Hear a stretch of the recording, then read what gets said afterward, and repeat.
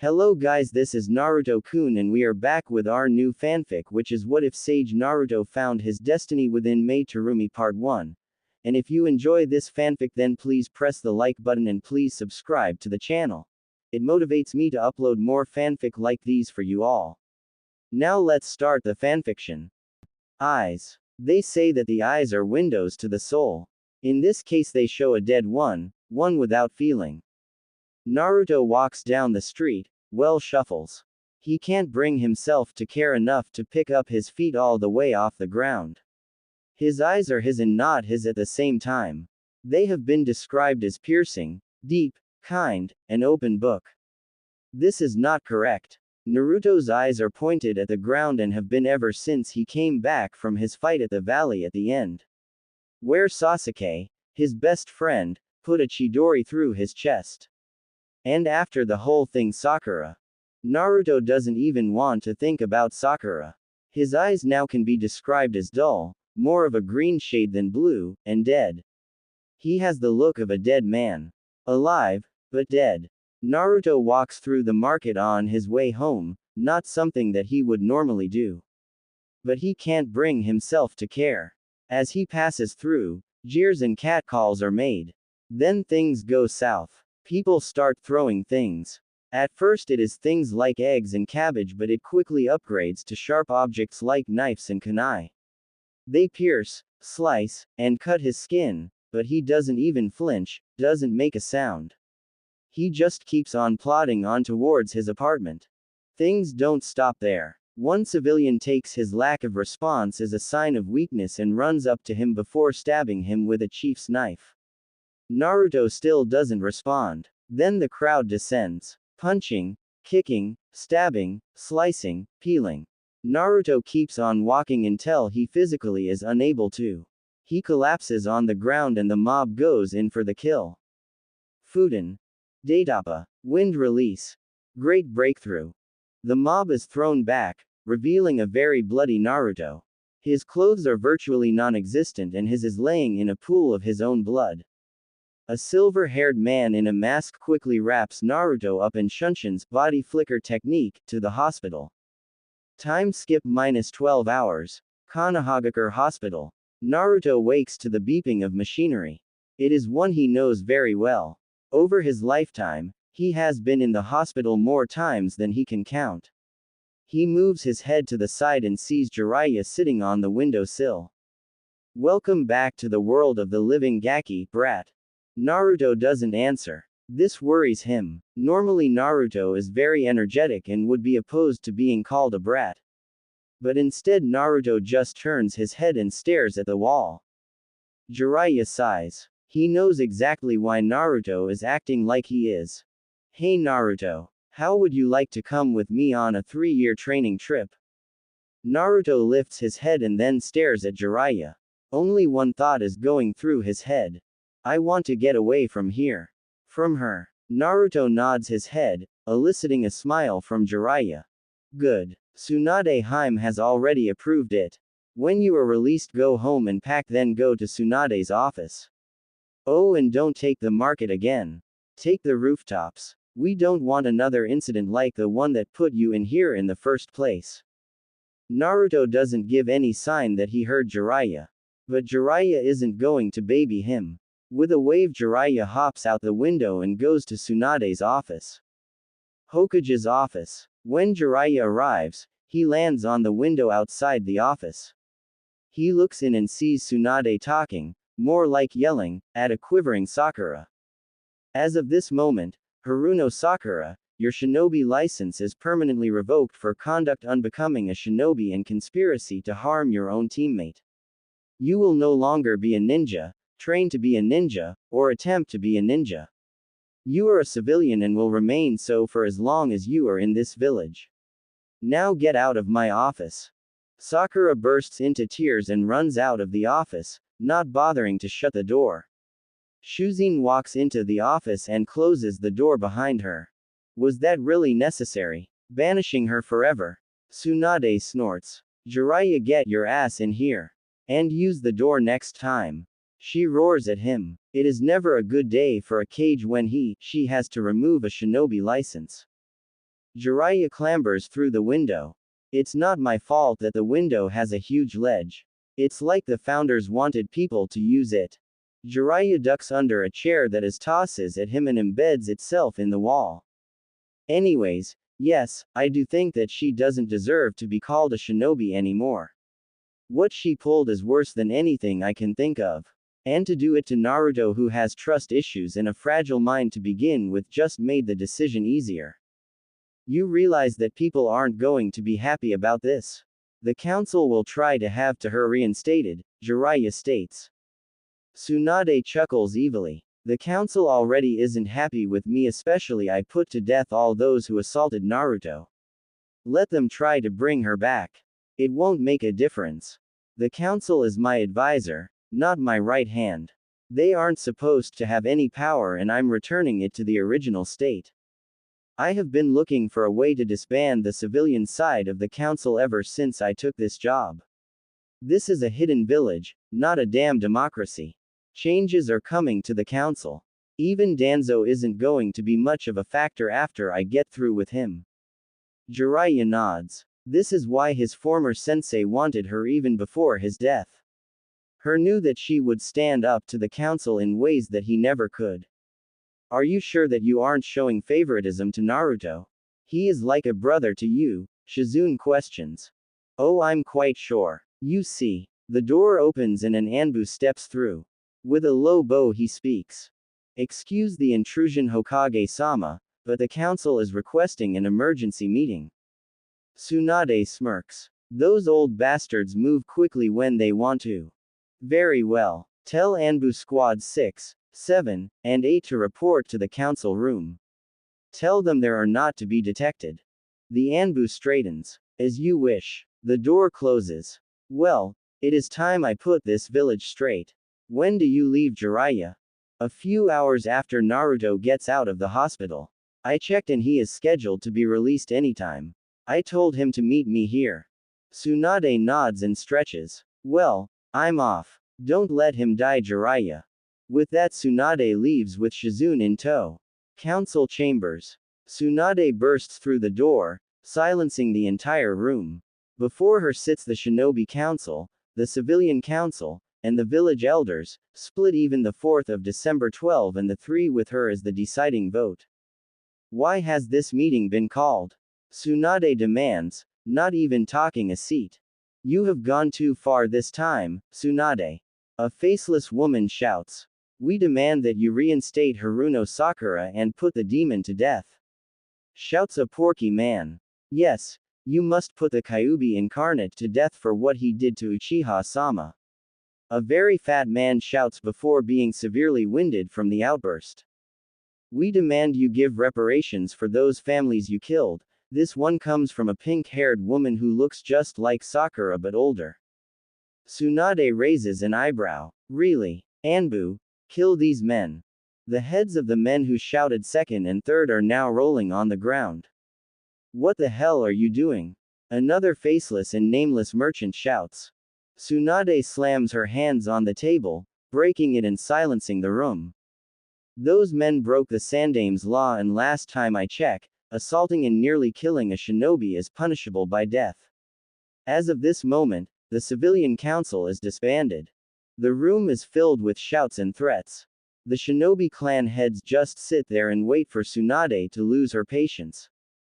Anbu. 24 shinobi appear out of the walls, various weapons drawn. The room instantly goes loud with shouts of outrage.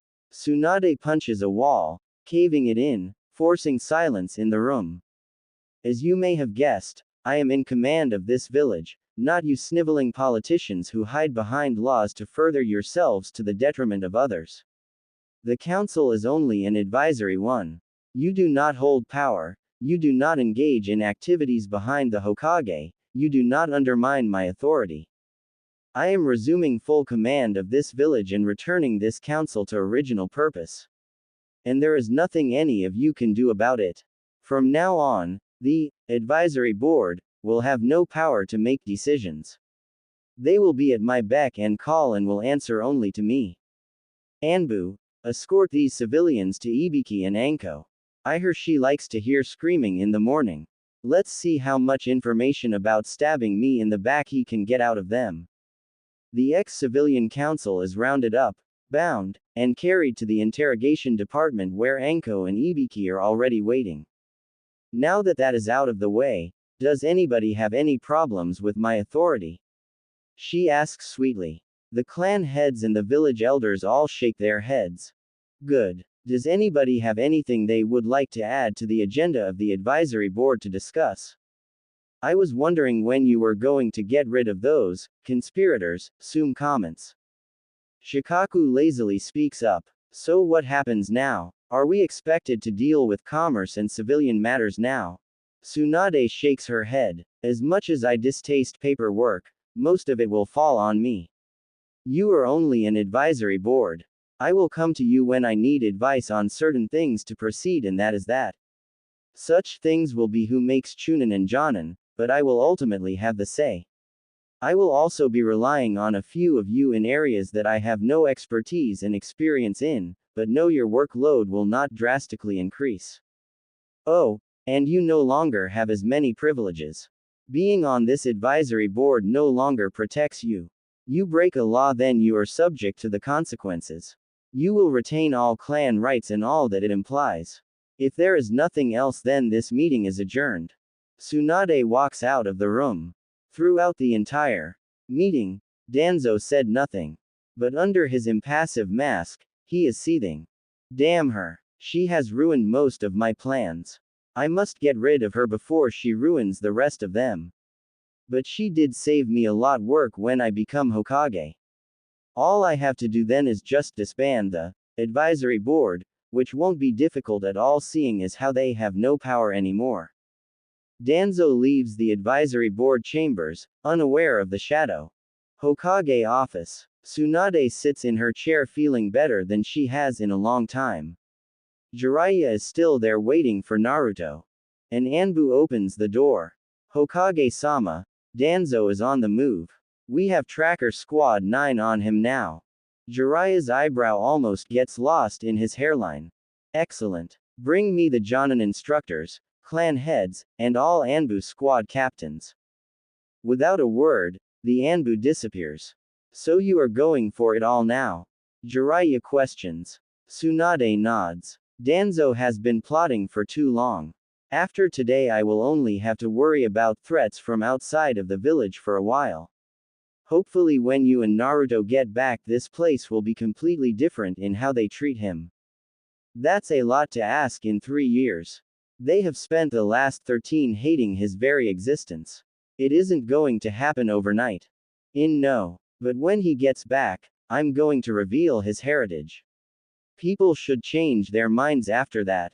Oh, and don't leave with Naruto yet. I'm going to be promoting him and telling him who he comes from. This gets Jiraiya worried. Are you sure that's a good idea? He is in a very fragile state as it is. He may not ever trust someone enough to get close to him now. Imagine when you tell him and his mind snaps. He won't be the same. Tsunade shakes her head. He already isn't the same. He will never be the same, as much as I hate to say it. Sakura broke him, and I don't know if there is anything in this world that can fix him. So I might as well tell him now before he come to resent us both for not telling him. Jiraiya fixes her with an intense stare. You had better be right. Because if you aren't, Kushina will kill us again in the next life when we get there, making both of them involuntarily shudder. Just then the doors open and Anbu and Jonin enter the room. Good. Now you may already know that I have disbanded the civilian council and made the shinobi council just an advisory board. This gets murmurs from the crowd. Apparently not everyone knew.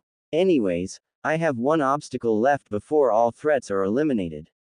Danzo. Another round of murmurs. Over 10 years ago, the Sandaime Hokage ordered Danzo to disband his private army known as Root. That has not happened. He probably is plotting a way to kill me before I ruin more of his plans. So, I have Squad 9 tracking him right now to his lair. Once we have confirmed the location of the Root base, all Anbu squads and squads made up of Jonin will assault the base. Kakashi Hitake will lead Kurenai, Choza Akamichi, and Hayama Shirakumo. Asuma Sarutobi will lead Hamaki Mimura, Yukumo Kurama, and Might Guy.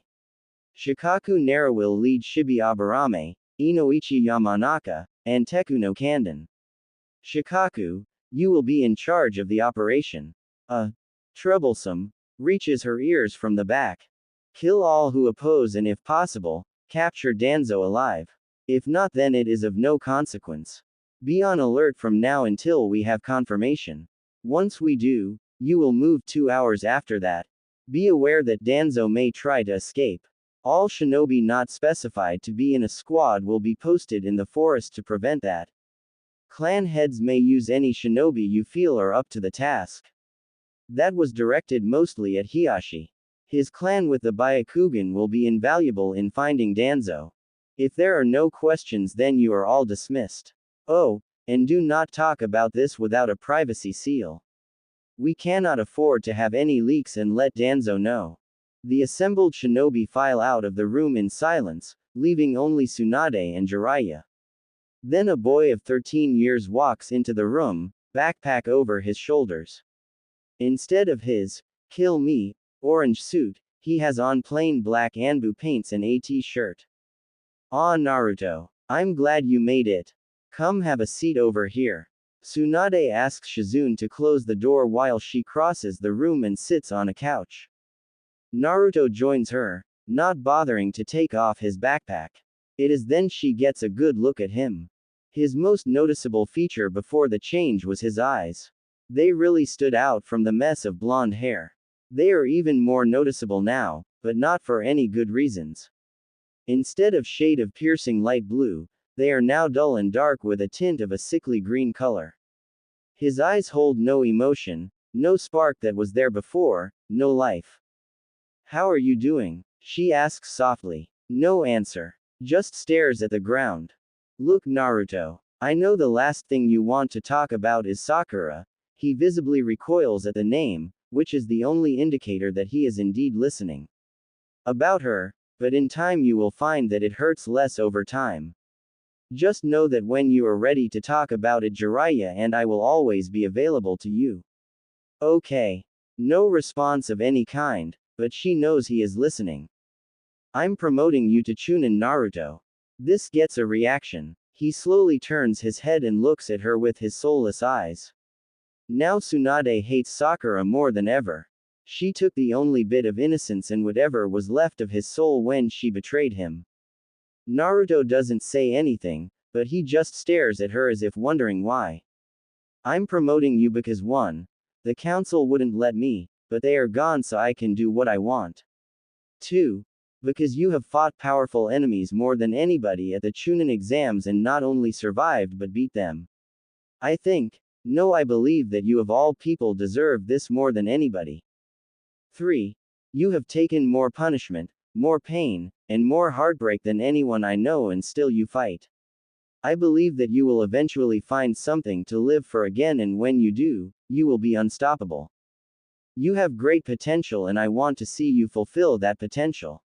Now I have something else to tell you now that you are of proper rank. She gets up and walks to a random picture that is hanging up on the wall. She takes the painting off the wall and opens her safe. Lame, I know. She pulls out a single scroll. She closes the safe and replaces the painting and sits back down on the couch. She is about to open the storage scroll when Jiraiya stops her. Shouldn't you put up a privacy barrier first? I already did. The first thing I did when I got here was to make it so when the door closes it puts up the privacy barrier automatically. Satisfied with the answer, he sits back and hopes this doesn't backfire. She bites her thumb and breaks the blood seal on the scroll. She then extracts 4 scrolls which she hands to Naruto. These are scrolls from your parents. I don't know what is in them, so you will have to open them and find out yourself. You should open them here, but I'm not going to force you. Naruto numbly takes the scrolls. He bites his thumb and breaks the blood seal on all 4 at once. He takes one and opens it. This one is a storage scroll. He summons whatever is inside and out pop hundreds if not thousands of scrolls. Tsunade and Jiraiya's eyes go wide. Holy shit. Jiraiya picks up a scroll and reads it. Uzumaki Kenjutsu, Uzumaki style Kenjutsu. Jiraiya picks up more scrolls.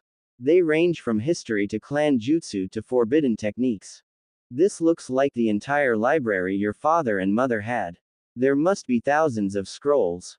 Naruto, who would have been jumping off the walls at the prospect of learning so many jutsu, but this Naruto doesn't react. Instead, he ignores the mountain of scrolls and opens the next scroll. This one is a letter. Dear Naruto, I cannot express how sorry I am that I cannot be there right now. My name is Kushina Uzumaki, your mother.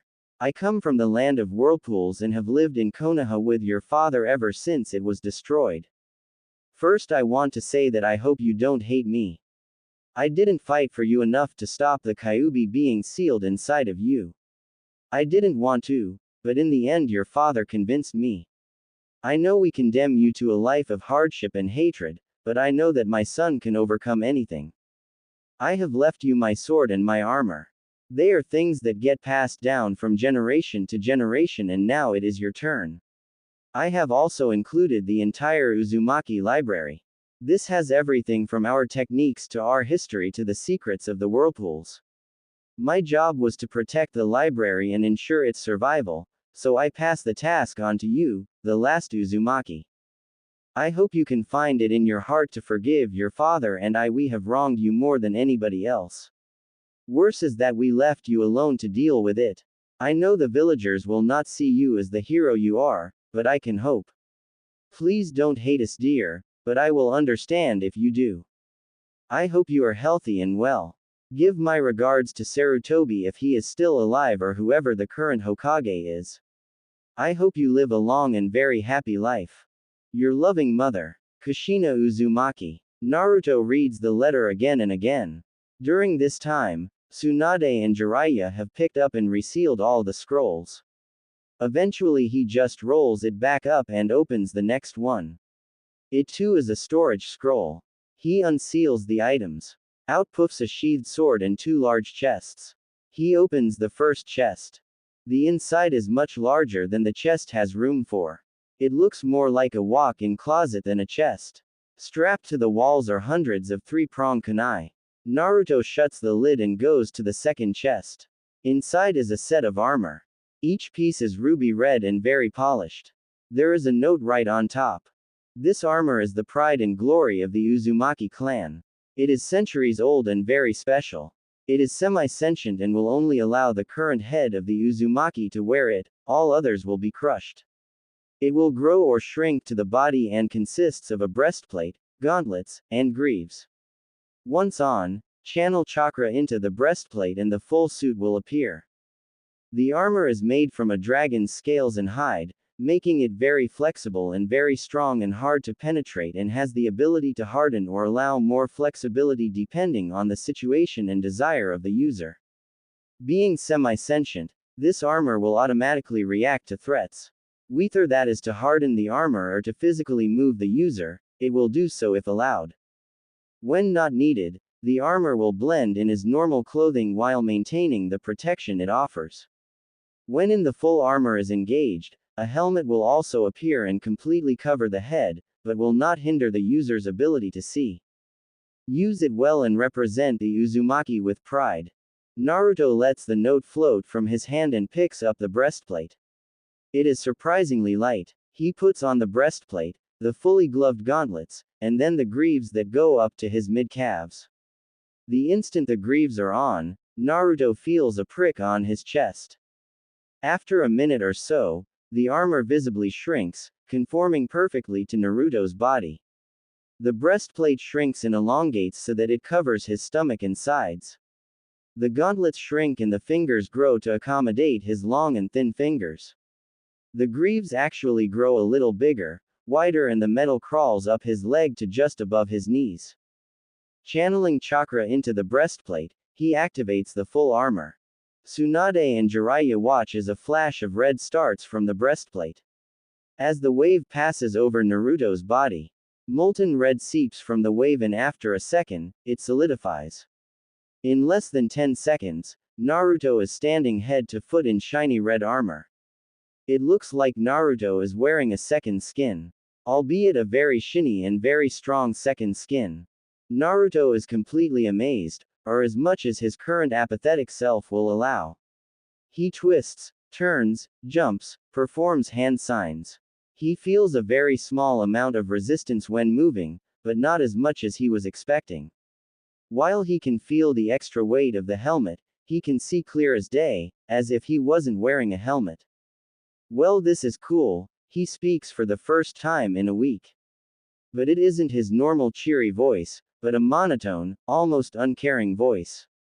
But it is a step in the right direction.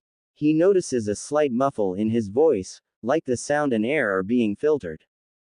Welcome, Master Naruto. Naruto jumps at the unexpected voice. Who are you? Naruto asks aloud. I am an imprint suit's first user, Kusaki Uzumaki. The original Kusaki made this suit after defeating a terrifying dragon that attacked Whirlpool many millennia ago. This armor was made from the defeated dragon's scales and skin. The Dragon Clan, ashamed that one of their own would do such a thing, offered themselves as the explicit summons of the wearer of this armor. I can offer help in battle, advice on any number to topics, or just a history lesson. As the guardian of this suit, I have sampled your blood to ensure that you are indeed an Uzumaki and then read your memories to find out if you are the head Uzumaki. If you had failed, then I would have killed you for putting on this armor. Naruto absorbs this information, but doesn't react to it visibly or verbally. Instead, he cuts the flow of chakra to the breastplate and the armor withdraws back to just the 3 pieces. Almost instantly, the armor adapts to look like normal clothing. The greaves become red steel-lined boots that go completely up to Naruto's knees, making it impossible to cut his Achilles tendons, and breaking his knee is much more difficult. The gauntlets become red fingerless gloves that go halfway to his elbows. And the breastplate becomes a red jacket that covers most of the gauntlets. Overall, he finds it acceptable. Before either Jiraiya or Tsunade can stop him, he takes out a kunai and jabs it into the back of his hand. Or that's would have happened if the kunai hadn't stopped about a centimeter from his hand by a layer of very dense and nearly impenetrable chakra. Self-inflicted damage is not recommended. Kusaki drawls. Just checking, Naruto says emotionlessly. He picks up the last item, his mother's sword. He unsheathes it and it almost instantaneously blinded by it. The sword appears to be made almost entirely out of light. He feels a very small percentage, about 0.5%, being pulled into the sword. Brings new meaning to the word lightsaber, Naruto thinks dryly. While he can't look directly at it, he finds that the intensity of the light is directly tied in with how much chakra is flowing into the blade. Apparently the sword had drawn on the chakra the instant it was drawn and drew too much, or didn't realize just how much more potent Naruto's chakra was. Naruto completely withdrew his chakra from the blade and he could finally look at it. He finds his earlier assumption that it was made out of light completely wrong. The katana-style blade is just over 50 inches long with a 10-inch hilt. The blade is long and very light and looks incredibly sharp. He runs his finger along the edge with no pressure added and is rewarded with a cut. But unknown to him, the sword has a second stage. Naruto notices the blood seeping into the blade.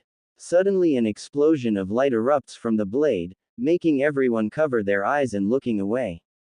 When the light dies down to tolerable levels, he finds that this blade is indeed made completely out of light. But that isn't the most shocking part of all. Standing next to Naruto is a redhead. She is about Naruto's height with waist-length auburn hair. She is thin, but obviously very powerful. Kushina. Tsunade stutters out. Yes, that is my name. Kushina Uzumaki. Before you ask, I am not really here. I am her chakra that has been stored in the sword from my previous uses. I do have her memories from the last time she used me, which was during the Kyuubi attack. Minato was just about to do the sealing when she sheathed me and I don't know anything after that. How many years has it been? 13, Jiraiya says. Then this must be her son. Well, my son, as I am her or at least a part of her. Well, I'm here to instruct you in the ways of Kenjutsu and in the personal Uzumaki styles, the dragon's talon and the dragon's scales. As you may have guessed, one is offensive and the other is defensive. So you are her, my son. You look a lot like you father, in fact you are almost an exact replica of him. I believe we wanted to call you Naruto, is that what they settled on? Naruto only nods, his soulless eyes on the ground, not able to look her anywhere near her eyes. This gets Kushina to raise an eyebrow. So, how do I ask this? Screw it. What's wrong with him? She points a finger at Naruto while looking to Tsunade and Jiraiya. Usually when someone sees their long-lost mother, they cry and hug. The exact opposite happens to be what Naruto is doing now.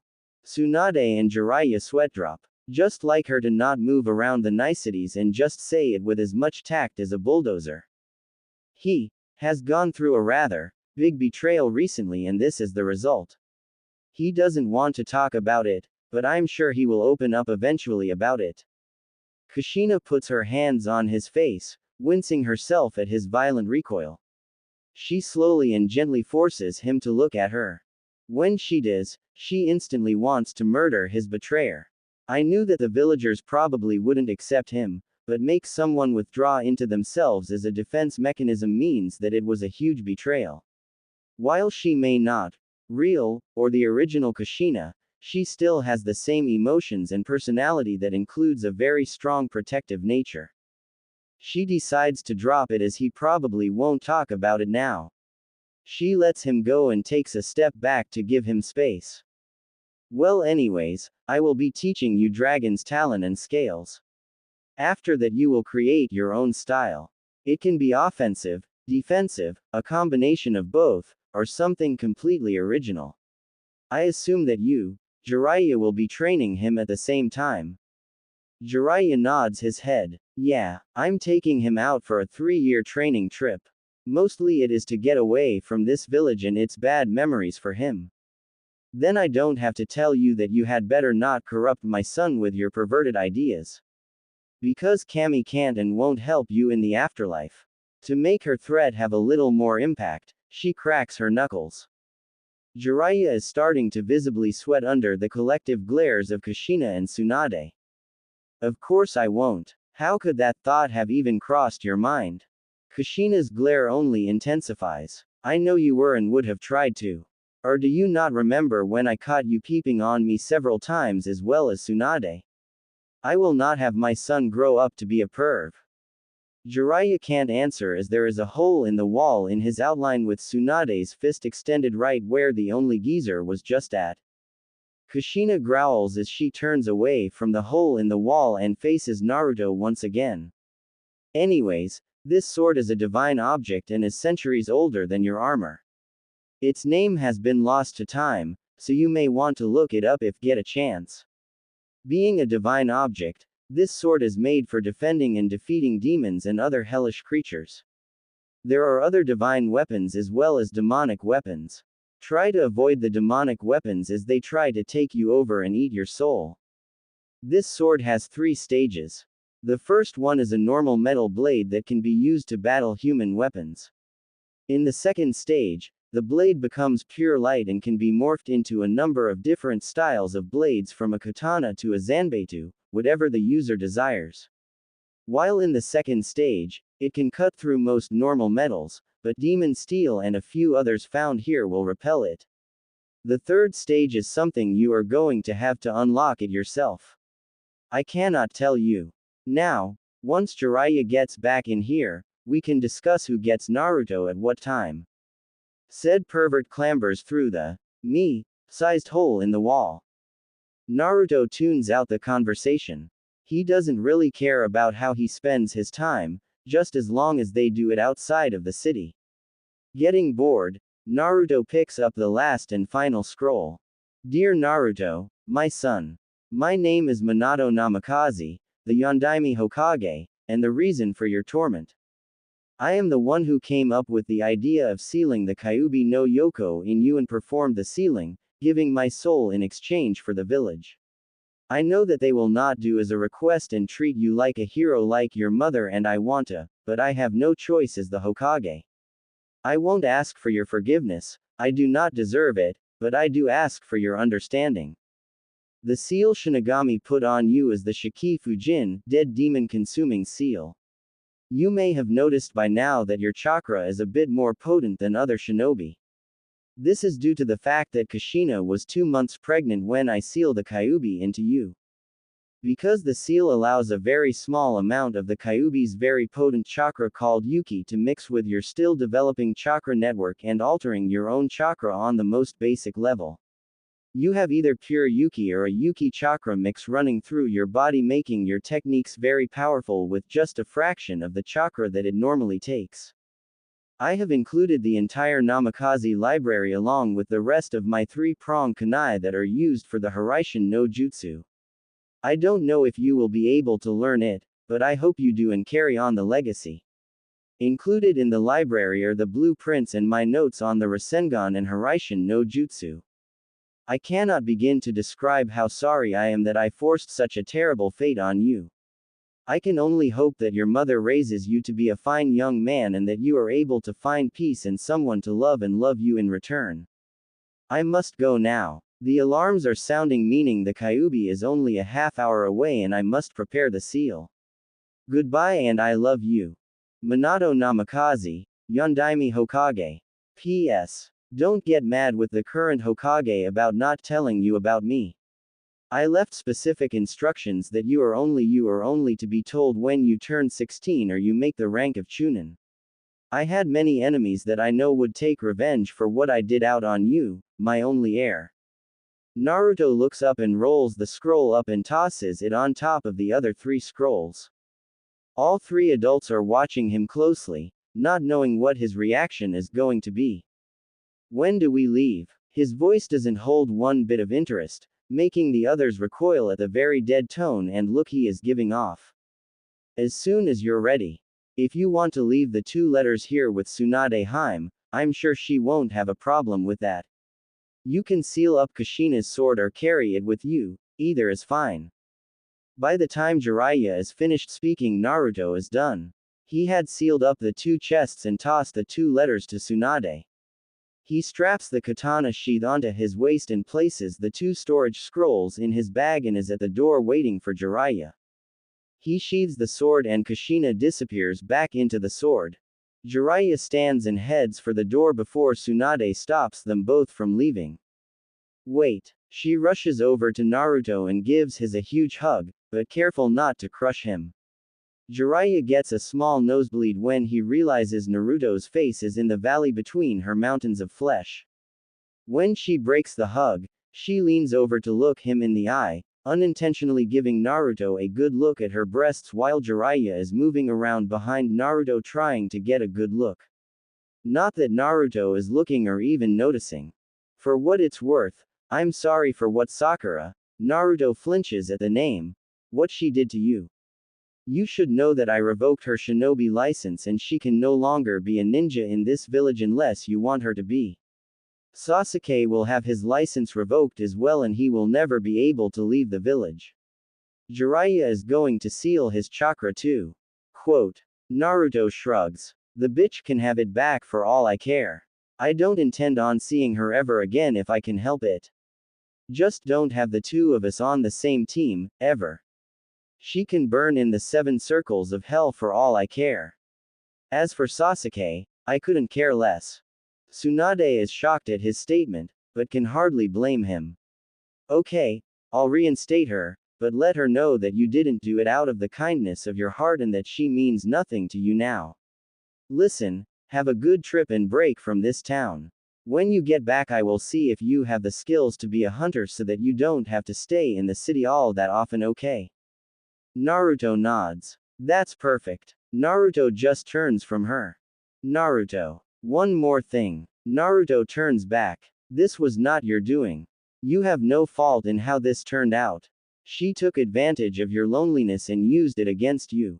You didn't see how she was acting because you have never had a relationship like that. You don't know that a relationship is based off of mutual trust and respect. They are to blame, not you. I don't want you hating yourself for something you didn't know to look for. Okay. Naruto doesn't answer. She hopes that he is listening. After a few seconds, Naruto shakes his head and walks out the door, not bothering to shut it. Tsunade looks at the open door. Bring him back, Jiraiya. I don't know what I would do if I lost him too. Don't worry. When we return, won't hardly recognize him. Sakura is sitting on a bench, pouting. She had Sasuke right in front of her when he just ran off. Damn it. That was my chance and I blew it. She rages in her mind. Hell yeah, you did. Just tie him up next time and jump him for Kami's sake. He inner self berates her. She is about to reply when said emo king walks by. Shanaru. Inner Sakura yells, making Sakura's head swim for a second. Sakura makes a whimper as he walks past, not able to do anything but sit there, marveling at his mere presence. Sasuke, who heard the whimper, turns his head slightly to the side and sees her just sitting there with a massive blush on her face. In an act of a miracle, Sasuke actually sits beside her. Hey Sakura, you like me right? He asks as if he doesn't know. Sakura's blush intensifies tenfold. Why, yeah, she manages to stutter. Well, I was thinking. Would you do something for me if I promise to go on a date with you? Sakura nearly faints. She fights to keep the black spots that block her vision from overtaking her. Sure. Time skip -6 hours. Sakura walks along the street, feeling very nervous. She had just left the meeting with Kakashi on top of the academy. As soon as the meeting had ended, she ran from the roof before anyone could stop her. Hey Sakura-chan, a familiar voice comes from behind her. She turns around and lo and behold, there is the object of her nervousness and reason for leaving the meeting so quickly. Naruto walks up to her. Are you okay? You seem a little distracted at the meeting. Sakura does her best to act like she is appreciative, but is failing badly. Lucky for her, Naruto has had so little experience with people that he misses it completely. I'm fine, thanks. The last part is so quiet that Naruto doesn't even hear it. Well, since you're feeling okay, I was wondering if you would like to go and get some ramen with me. Bile rises up in her throat at the thought of eating that vile calorie-loaded excuse for a food, especially with Naruto. The reflex to shoot him down immediately swells in her veins, making her mouth opens before her brain kicks in and she remembers her conversation with Sasuke. Flashback. You want me to do what? She asks. As I said, I want you to go out with Naruto for a while until I say it's enough. I'm not saying that you have to kiss him or anything, but just spend time with him. Sakura is silent as she thinks. Well, I do want a date with Sasuke, but Naruto is gross. I bet he doesn't even take showers, judging from the smell. Little does she know that he can't take showers because he gets the water turned off every time he goes to his apartment. He only washes in the nearby river and he can't use soap or shampoo or he will kill the fish and other water creatures. But I really want to go on a date and then rub it in Enopig's face. I guess I can do that. Sasuke smirks. Good. Now while you are with Naruto, you can't shout how much better I am than he is or try to talk to me every chance you get. But you definitely can't talk about our deal with anyone or Naruto might find out. This is just between you and me. Just be a normal girlfriend to him minus the kissing part if you want. Sakura nods her head. She can do that. End flashback. Hello. Konoha to Sakura. Sakura shakes her head free of the memory. Sure. I'll go to lunch with you, but can we eat something else besides ramen? Naruto is stunned. Not once has she accepted a request to go on, for all intents and purposes, a date. Naruto quickly shakes that off. Sure. But there aren't many places that I'm allowed to go into. So what would you like to eat? Well, if you wouldn't prank people so much, then people wouldn't mind so much. She is blissfully unaware that his pranks have nothing to do why he is banned from so many places. How about sushi? Sushi is her favorite food and eats it as often as she can. Sure, I don't know any places around here. Naruto rubs his head in embarrassment. Sakura sighs and very hesitantly grabs Naruto's wrist before dragging him down the street. Time skip -4 months. Over the next few months since that first date, Sakura goes on many dates with Naruto. Not once have they gone out to Ichiraku's ramen, but to places that she likes and always makes Naruto pay and always orders the most expensive items. Naruto, however, doesn't seem to mind. In fact, people who knew him would say that this is the happiest they have ever seen him. Finally, he has someone to listen to him and pay attention to him. Currently, Sakura and Naruto are at her favorite sushi restaurant again for the 5th time.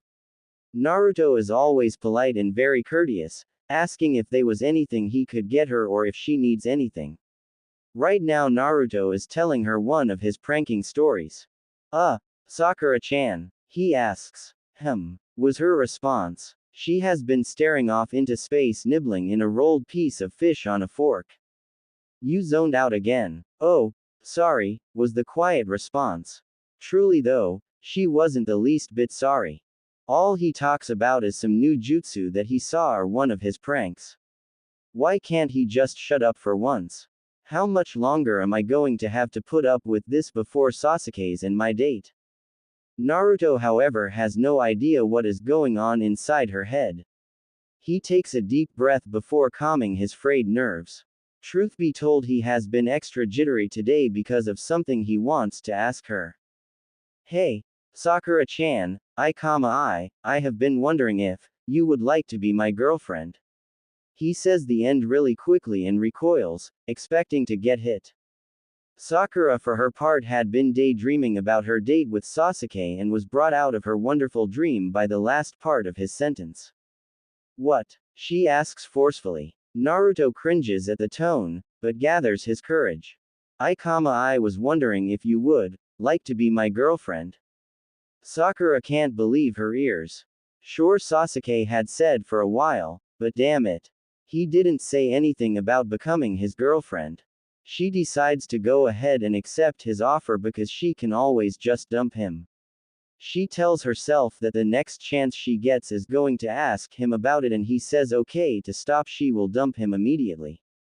Sure, Naruto-kun. She has to fight down the wave of nausea when she says kun along with Naruto's name.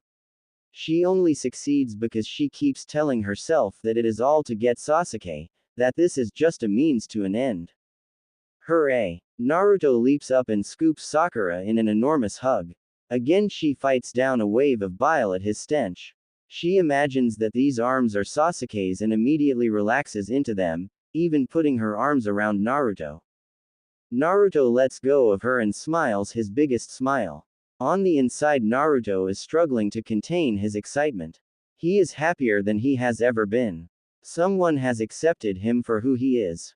He takes her hand and tosses the cash on the table and leads her out of the restaurant, noticing the very big flinch when he touched her hand, but writes it off as her not being used to contact.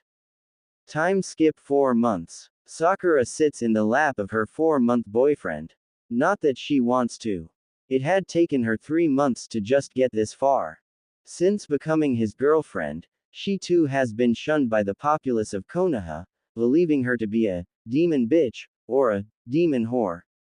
More than once, Naruto has gotten into brawls over someone calling Sakura a whore and a slut.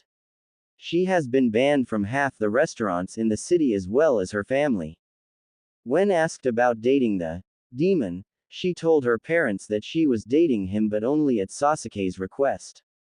Being the Uchiha lovers they are, they immediately praised Sakura for getting one step closer to having his children.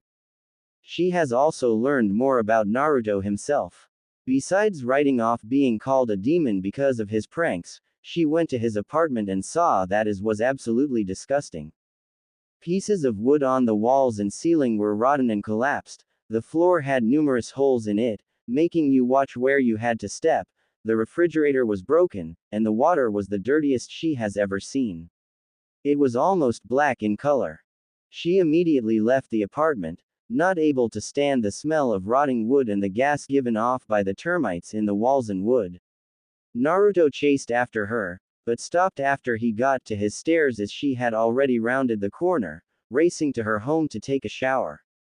Naruto recalls the conversation that he had with Choji and Shikamaru a few weeks back.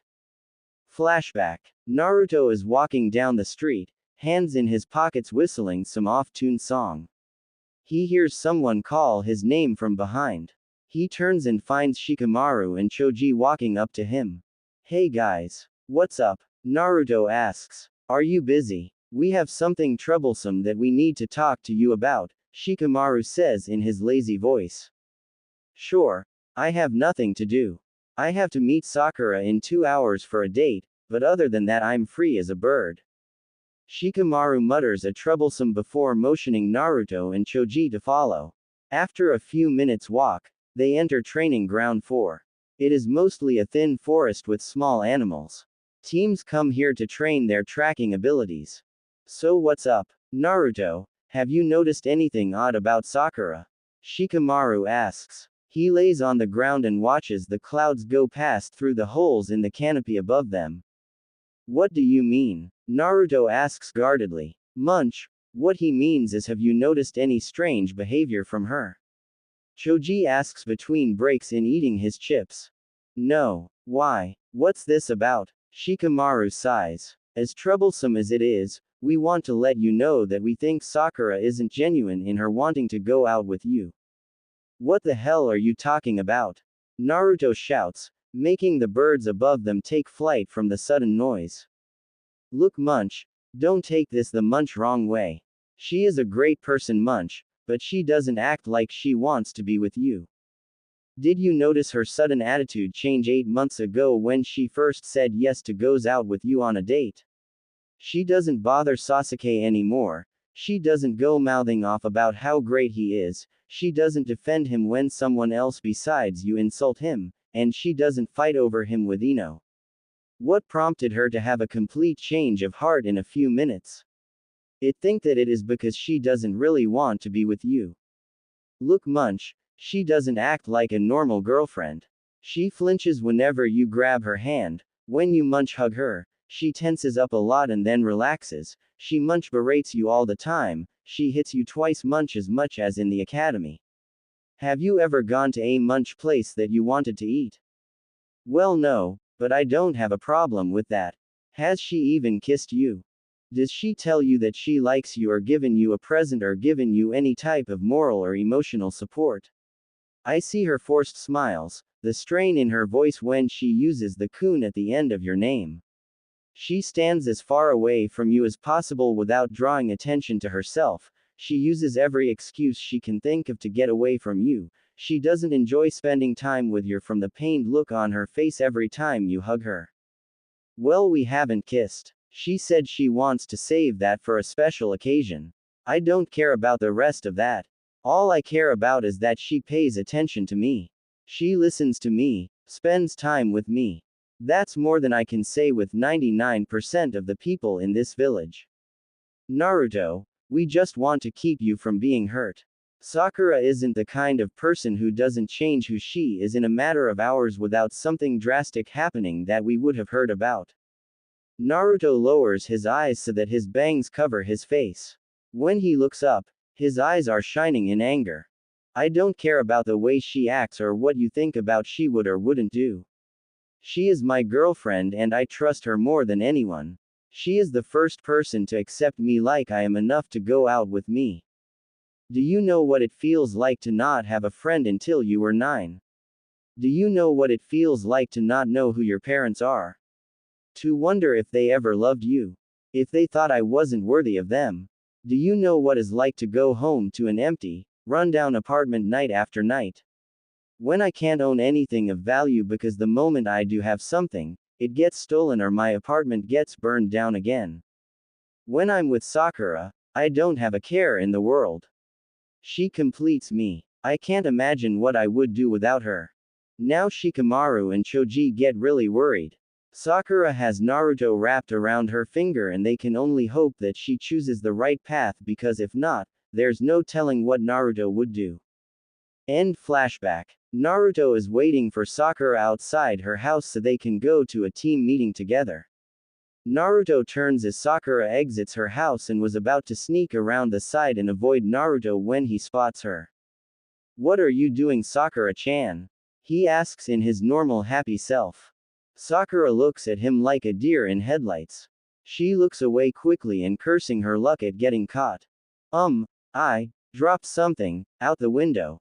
Yeah, was sitting next to this window when I knocked something off and I was going to look as I left the house. She commends herself on thinking up something so quickly. But she soon realizes that it is the wrong thing to come up with.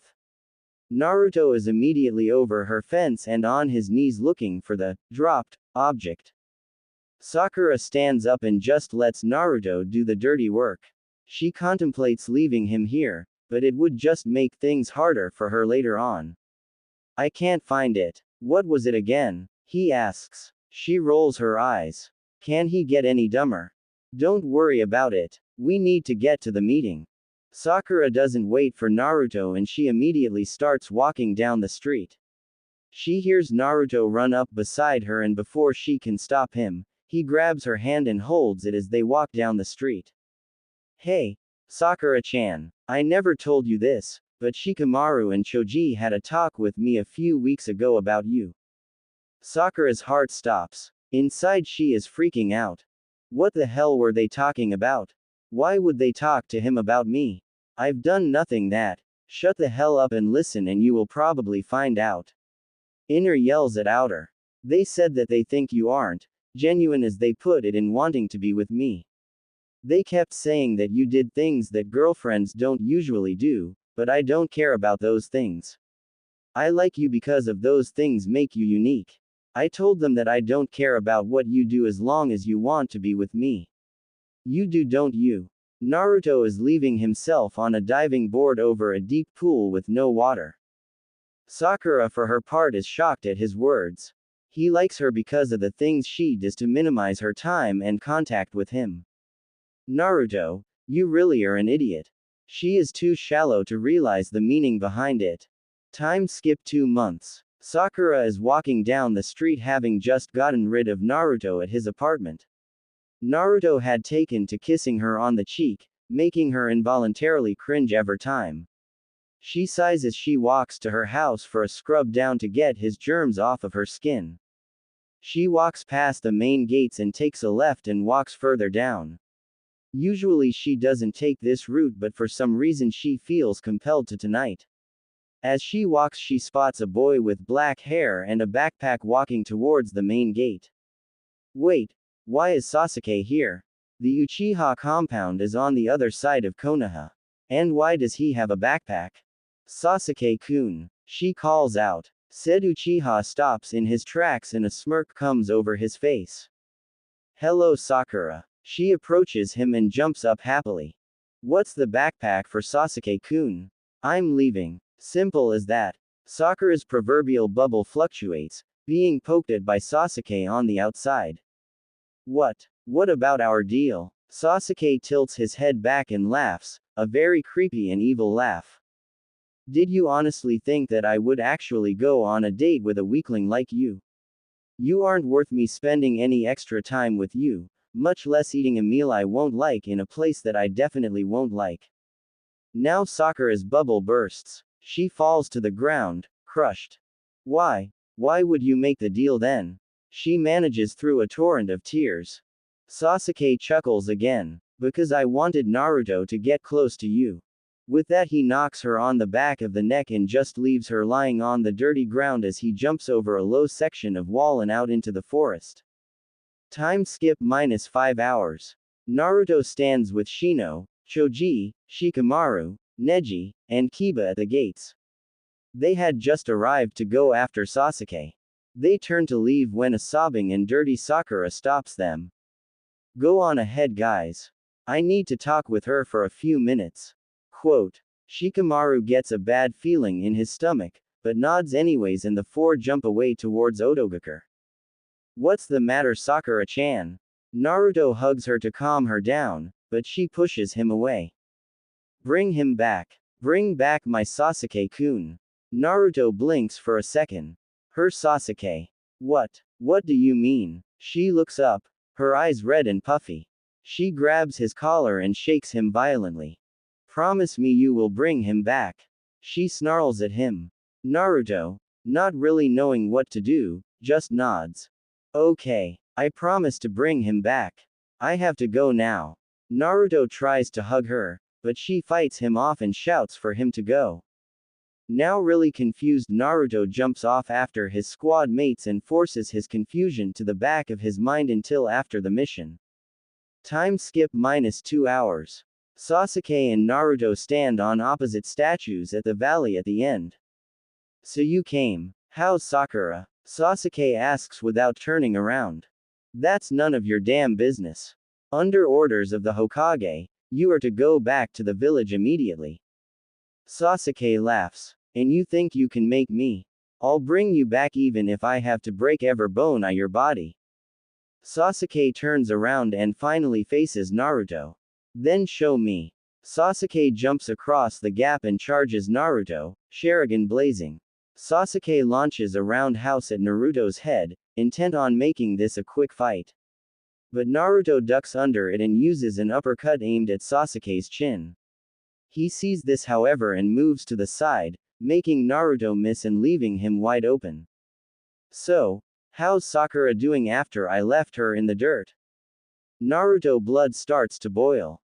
What the hell did you do to her? Naruto's anger makes him faster and stronger.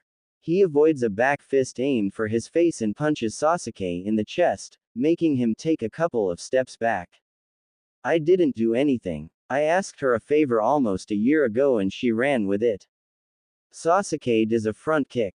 He then presses the attack with taijutsu since Naruto's poor excuse for taijutsu isn't his weakest category, but it is abysmal at best and non-existent at worst.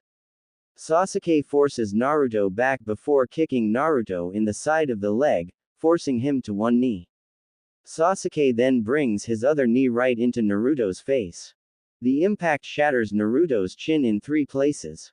Naruto hits the ground and lies on there, waiting for Kyuubi to heal his injuries. You see, Dobi, Sakura only dated you because I asked her to. This whole time she has been faking and you didn't pick up on it at all. In fact, you defended her. Naruto, having his jaw fixed, lets out a low growl. Suddenly a red layer of chakra envelopes Naruto. Before Sasuke can even lift a finger, he has a fist in his gut. Spit flies out of Sasuke's mouth and hits Naruto's external chakra. It hisses as it evaporates. Shut up. Sakura-chan would never do that. Naruto continues to beat the stuffing out of Naruto. Suddenly Sasuke can see Naruto's actions before they happen. Finally, my Sharingan must have matured. This Dobi stands no chance now. Sasuke intercepted Naruto's punch and backhands Naruto, forcing him away. Naruto rushes Sasuke once he recovers, but with his new Sharingan, Naruto doesn't stand a chance and is getting beat pretty badly. Why can't I beat him? I can't fail Sakura-chan. I won't. I need more power.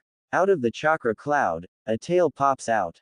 Naruto's fingers are claws and his eyes are slitted. A pair of ears on top of the chakra shield gives him the distinct look of an animal. I will bring you back. Naruto disappears and Sasuke finds a foot in his stomach. As he flies back, he falls off the edge and splashes into the reservoir. Naruto follows him down, but uses chakra to stand on the water, making it steam and partly cloud him vision. Naruto looks around and a bubbling a few feet away from him alerts him to something. Suddenly a burst of flames comes from the water aimed right at him. Naruto doesn't make any attempt to dodge and is engulfed in the flames. Sasuke climbs on top of the water panting. Stupid Dobi. Can't even dodge a fireball. He is about to leave when the fire dies down, leaving an untouched Naruto. What? How? Instead of answering, lets out a primal roar. It is so loud that it makes Sasuke a little lightheaded from his inner ear being disrupted.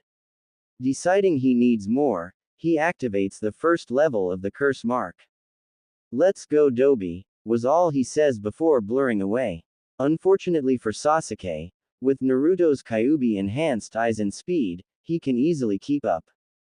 With a massive swing of his hand sideways, he lets loose several horizontal waves of chakra slashes, right at Sasuke. Shit, was all he could think before allowing himself to sink underneath the surface of the water. Naruto looks around and hears a sound behind him. Chidori. 1,000 birds. Naruto moves to the left and finds the tips of Sasuke's right hand through his right shoulder. If he hadn't moved, it would have been his heart.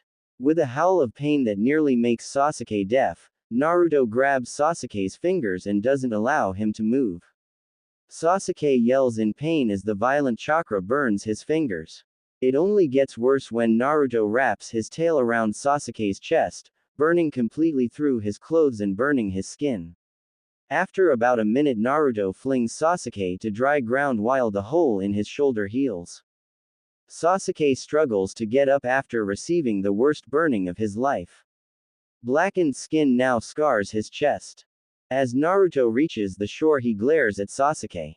More. I need more. If the damn Dobi can beat me, I won't stand a chance. More. More. Sasuke's body erupts in purple chakra, completely encasing his body. A diamond of darker skin now resides over his nose while his skin is just a few shades lighter. He also has a pair of very creepy hand-looking wings. Ha ha ha ha ha ha ha. The power. With this power, I can easily defeat Itachi. Now, Dobi, you're in my way. Sasuke blurs away again, but this time Naruto just barely keeps up. A right hook to Naruto's face sends him back out on the water. Sasuke doesn't let up. He connects with a right kick to Naruto's ribs that would have broken them had he not had the chakra shield. Naruto slides across the water and rights himself before giving a massive roar and charging Sasuke, who just stands there, Sharingan spinning wildly. Naruto slashes at Sasuke, who sidesteps them and kicks Naruto in the chest, sending him away. But Naruto isn't going down alone. When Sasuke kicked him, he wrapped his tail around the left leg that is still on the water, and when he is kicked back, Sasuke follows him. Naruto lands on all four limbs and elongates his tail, making it several dozen times longer than normal. He keeps Sasuke suspended in the air, all the while burning his leg.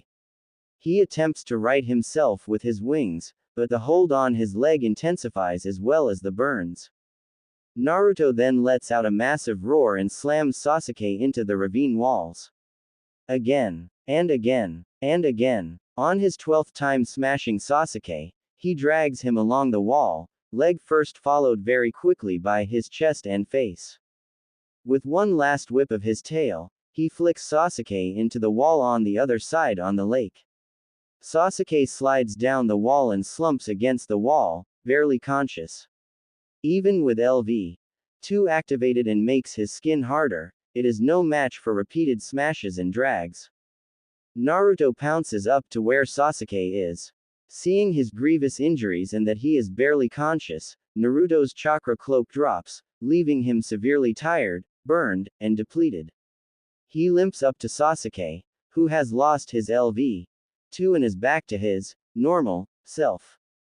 Naruto is a few inches from picking Sasuke up to carry him back when Sasuke's arm glows. It gets brighter and brighter and Naruto wonders what the hell is going on. Suddenly Sasuke's eyes snap open. Chidori. Naruto is too tired and slow to dodge it completely. Naruto finds Sasuke's hand in his chest again. But Naruto isn't going to back down. He takes his left hand, the only hand he can use since Sasuke's Chidori is messing with the nerves in his right side, and chokes Sasuke. His hand closes around the vein and artery on both sides of his neck and Sasuke instantly starts to feel lightheaded. After 10 seconds of Naruto squeezing, Sasuke loses consciousness. His arm slumps out of Naruto's chest and allows the wound to begin healing. Combined with the previous injury from the Chidori, Naruto has a huge hole in the right side of his chest. Technically, he shouldn't even be alive, much less standing. Naruto sighs and grips Sasuke with his left and as hard as he can and jumps out of the valley of the end and begins his long trek back to Konoha. After 10 minutes of walking, Kakashi jumps in front of him. Seeing Sasuke in his condition, he freaks out. What the hell did you do? How could you do this to your own teammate? He shouts. Naruto rolls his eyes. He is tired of Kakashi's favoritism towards the Uchiha, but is too tired to do anything about it. Take him to the hospital. I'll catch up. Kakashi immediately takes Sasuke and shunshuns towards Konoha. Well, one problem solved. Now I just have to get back. Naruto walks for a good half hour before medics arrive. Naruto gratefully lays down on the stretcher and allows darkness to claim him. A faint smile is seen on his lips. He completed the mission and kept his promise to Sakura. Time skip -6 hours. Konoha Main Hospital. Naruto wakes to a pain alternating between sharp and dull in his chest. He forces his eyes open. He is staring at a blank ceiling. He tilts his head to the right and sees his chest wrapped in a massive bandage and an IV lodged in his right arm. Ah, Naruto, you're awake, a voice calls. Naruto turns to the other side and sees Tsunade sitting next to his bed, reading glasses on with a book in her hand. What happened? You stopped Sasuke from leaving the village. During the fight you took a couple of high-rank assassination techniques to the chest. On top of that, you used the Kyuubi's chakra for an extended period of time which left your coils burnt out and chakra burns all over your body. The hole in your chest was closing when you arrived here and isn't quite finished healing. You will have to stay here for a few days to gain your strength back and for observation. She is expecting Naruto to fight her on this like every other time, but he oddly doesn't. Where is Sakura-chan? Tsunade frowns. She hasn't left Sasuke's room once since you got back. She hasn't asked on your condition. She watches Naruto reaction. How is Sasuke? He asks quietly. You did a number on him. All his ribs are broken, he has a very severe concussion, a punctured left lung, severe burns across his chest and left leg, severe chakra exhaustion, and somehow a fractured tailbone. Naruto looks down. So he is pretty hurt. The guilt in his voice can't get any thicker. Tsunade sighs. This always happens to people who are forced to fight each other like that who are or have been on the same team. You did what you had to. You didn't kill him and should make a full recovery with a scar over the burned sections of his chest. You showed a lot of restraint when using the Kyuubi's chakra. Most people lose control while using a Bijuu's chakra like that. Naruto nods. Tsunade can only guess as to his line of thinking. Can I go and see him? Tsunade looks at him over her glasses. She has a feeling on why he wants to go and see him is not for him but the person who has yet to leave his room. Sure, I don't see why not. Just be careful. You should also visit the rest of your team. They are all on the same floor as you. Sasuke is in room 205 down the hall to the left. Thanks, Ba-chan. Naruto gets up very slowly as his right side is still very sore. With Tsunade's help, he shuffles out the door with her right behind him on her way back to her office across town. He reaches Sasuke's room. Tsunade puts a hand on his shoulder in support and walks past him. He opens the door and doesn't get 2 steps inside before he is punched in the face so hard he flies into the wall. He looks up and sees a seething Sakura over him. What was that for? He asks. You did this to him and you have the gall to ask what you did. She says with as much venom as she can while pointing at Sasuke's form. I did what I had to. He wouldn't come back with me so I fought him to complete the mission and to keep my promise to you. You didn't have to put him into a coma. Naruto is starting to get mad. What the hell was I supposed to do? He put 2 holes in my chest. He was trying to kill me. That is no excuse to do that to my Sasuke-kun. Wait, you're Sasuke. What the hell? You're my girlfriend. You're supposed to be on my side when someone like the Hokage gives me an order to bring him back forcibly. Sakura gives a dark chuckle. Your girlfriend, huh? Well, sorry too. You know what? I'm not sorry to say this. I never wanted to be your girlfriend. I never liked you. I hate spending time with you. You smell like a pig, you don't shut up, you have the filthiest place I have ever seen. You can't compare to someone like Sasuke-kun. The only reason I went out on a date with you is so I could go on a date with him. And when he left, he said he would never go out with me, so why should I keep pretending to be your girlfriend? Naruto just stares at her, his brain trying to comprehend the meaning behind her words. But, what about? He doesn't get a chance to finish. I never enjoyed your company. I could barely stomach it. Every time you touched me, I had to fight to keep my food down. I flinched every time you took my hand. When we hugged, I only took it because I imagined that you were Sasuke. You make me sick. Did you never notice how I would always pick the most expensive things on our dates? Did you not notice how I would always find an excuse to get away, or how I would put as much distance between us as possible?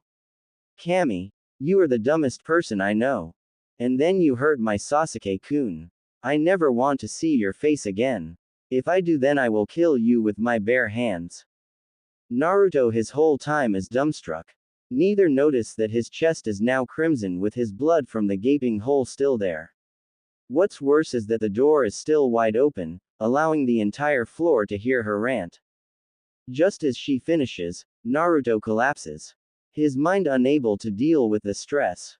Sakura is contemplating throwing him out the window when Tsunade bursts into the room. She looks from Naruto on the ground unconscious to the very fresh bruise on his face and the blood-soaked bandages, then to Sakura, who is flushed after her little speech.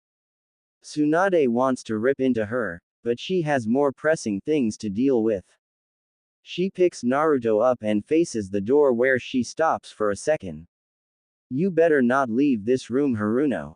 You and I are going to have a discussion after he is stabilized. And with that, she leaves the room, leaving Sakura to poke her head out the door at the retreating form of the Hokage. When she looks the other way, she sees most of her class and a few of the others glaring at her. What? She asks. Shikamaru gets up and gets an inch from her face, his own reflecting pure, barely contained rage. How dare you do that to Naruto?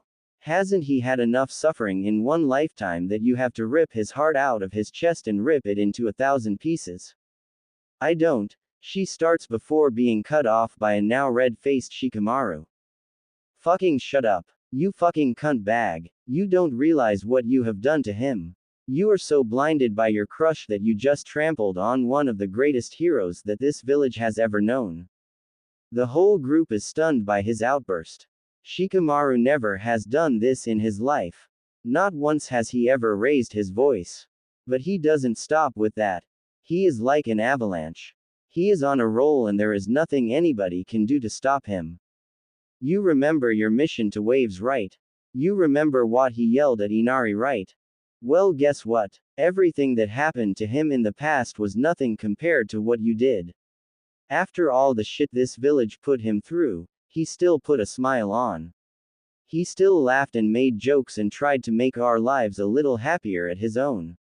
You, however, had no regard for him, and you took advantage of his need for attention and love, and you ripped him to shreds.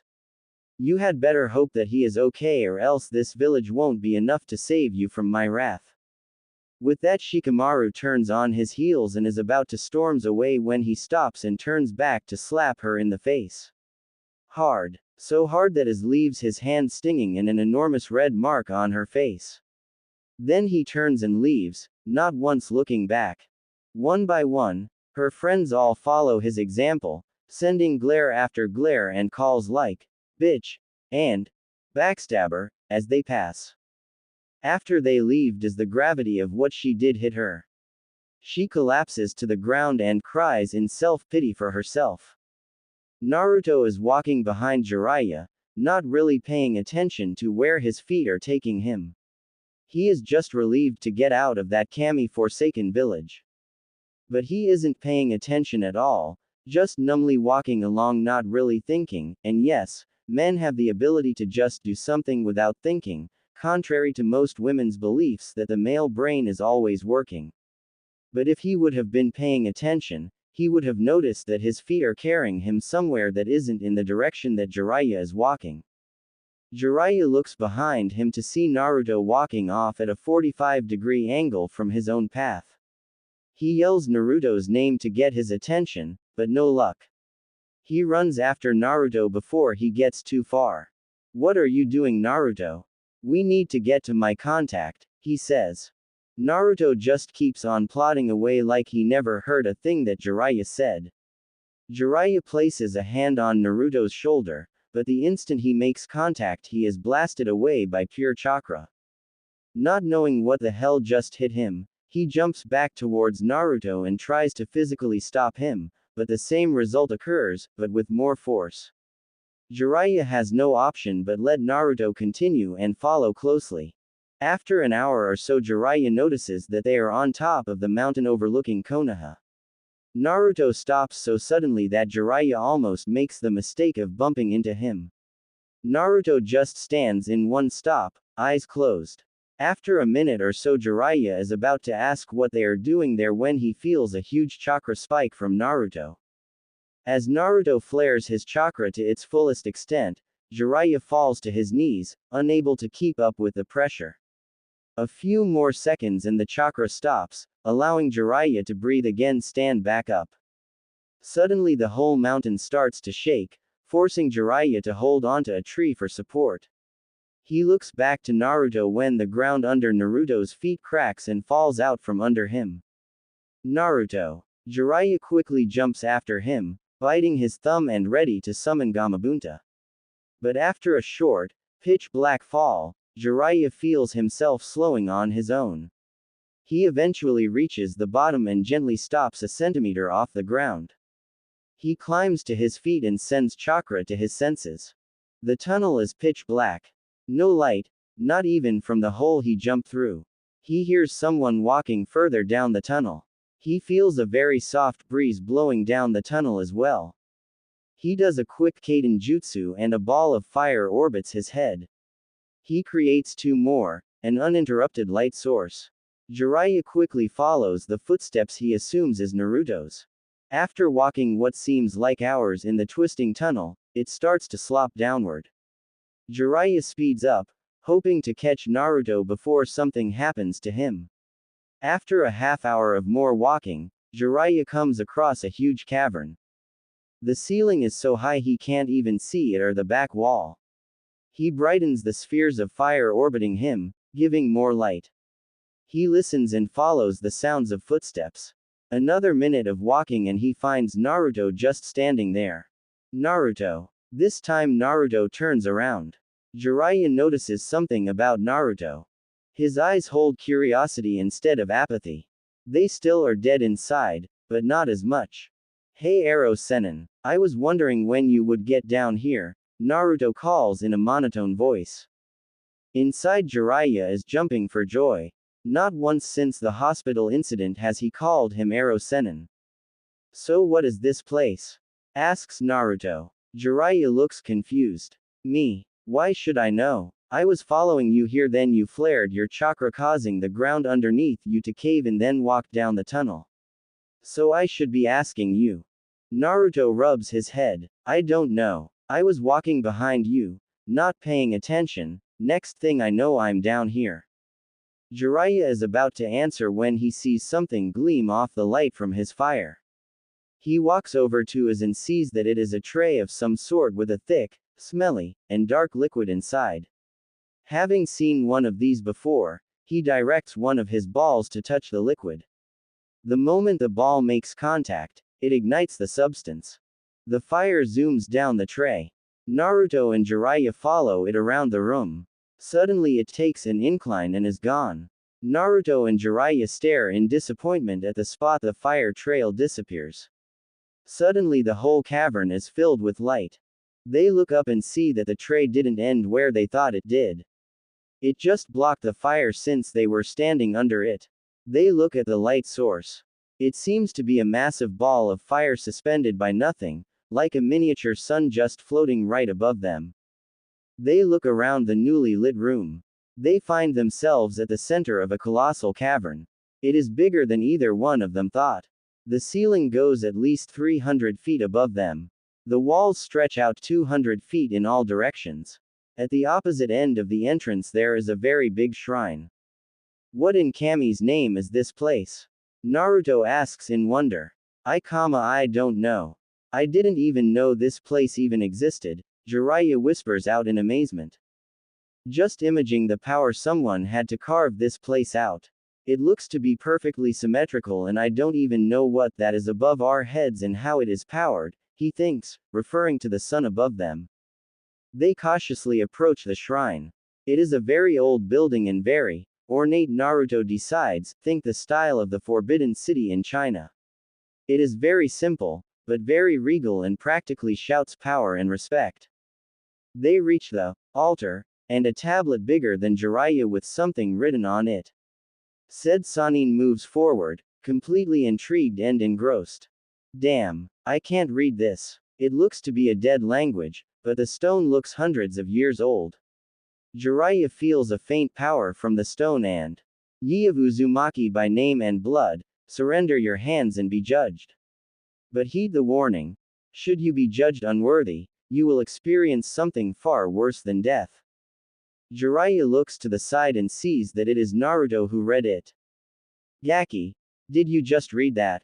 Naruto nods his head slowly. I don't know how I'm able to read it, just that I am. I think the stone wants me to put my hand on it. Jiraiya's eyes go wide. What? No, out of the question. This stone has a power signature to it. There is no telling what it will do to you. Naruto ignores him and stretches out his hand and touches a finger to it. Instantly his entire palm is pulled flush against the stone. Then something happens. Naruto screams in agony. He tries to pull his hand away, but it doesn't even budge. Jiraiya joins in and pulls with him, but no success. They continue to try to pull free when Naruto goes rigid. Jiraiya starts to panic and lets Naruto go and forms a Rasengan and prepares to demolish the stone. Right before Jiraiya slams the Rasengan into the slab when Naruto is released and slumps to the ground in a state of semi-consciousness. He immediately cancels the jutsu and rushes over to Naruto. Jiraiya looks at Naruto's hand. The skin was gone. He watches in amazement as he watches the skin grows back. He looks to the stone, but finds no trace of any blood or skin. Just as Naruto fully regains his senses, voices reach them. They turn to see Tsunade and two full squads of Anbu running towards them. Jiraiya, what the hell happened and what is this place and why are you here? I thought you left. She demands. I don't know Haim. What are you doing here? He asks, slightly stunned at her arrival. The entire village felt that chakra surge and I came here ready to do battle. Was that you? And what happened? She asks, concerned. Jiraiya looks to Naruto for a second. Well, first that chakra came from the Gaki. He gets a vibe from the Anbu. A badger Anbu steps forward, Tanto drawn. The demon is breaking free.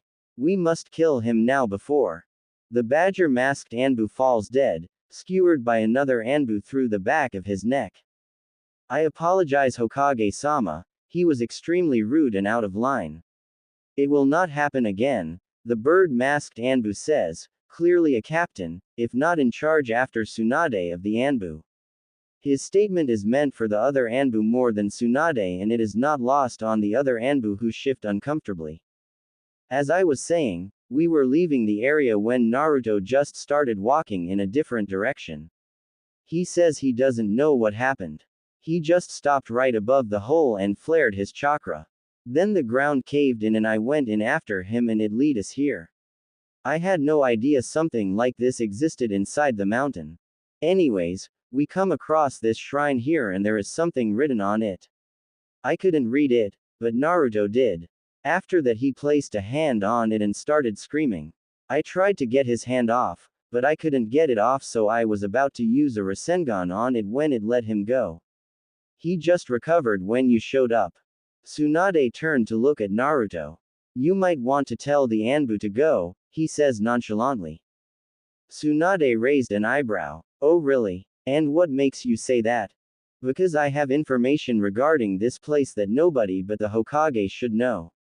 Obviously you would just tell Jiraiya about it later anyways, so he should stay, but the Anbu shouldn't hear this. Tsunade gives Naruto a calculating look, checking for anything abnormal. After a minute, she can't find any and dismisses the Anbu. Naruto then unsheathes his divine sword and summons Kushina once they are out of sight. Oh, I wasn't expecting to be let out this soon again. Are we going to? She trails off as she takes in her surroundings. No, we're not training right now. Tell me, mother, what do you know of the Uzumaki history? He asks. Kushina looks confused for a second. Not all that much. While I was tasked with the library's survival, I have read very little of it.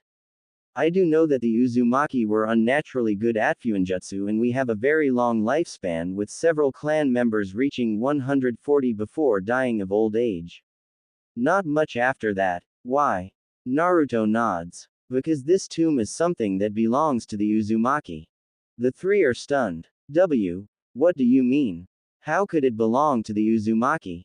They came from Uzugakure, not Konoha, Tsunade says. Naruto holds up a hand to stop further questions. He turns around and faces the stone. Jiraiya then notices that the writing is different and a lot more of it on the stone. Naruto begins to read. Ye of Uzumaki heritage have been found worthy. Heed this message well and find the other tombs. Before time itself was created, there are 4 gods and goddesses. Asumi, the goddess of creation. Kami, the goddess of life. Shinigami, the god of death.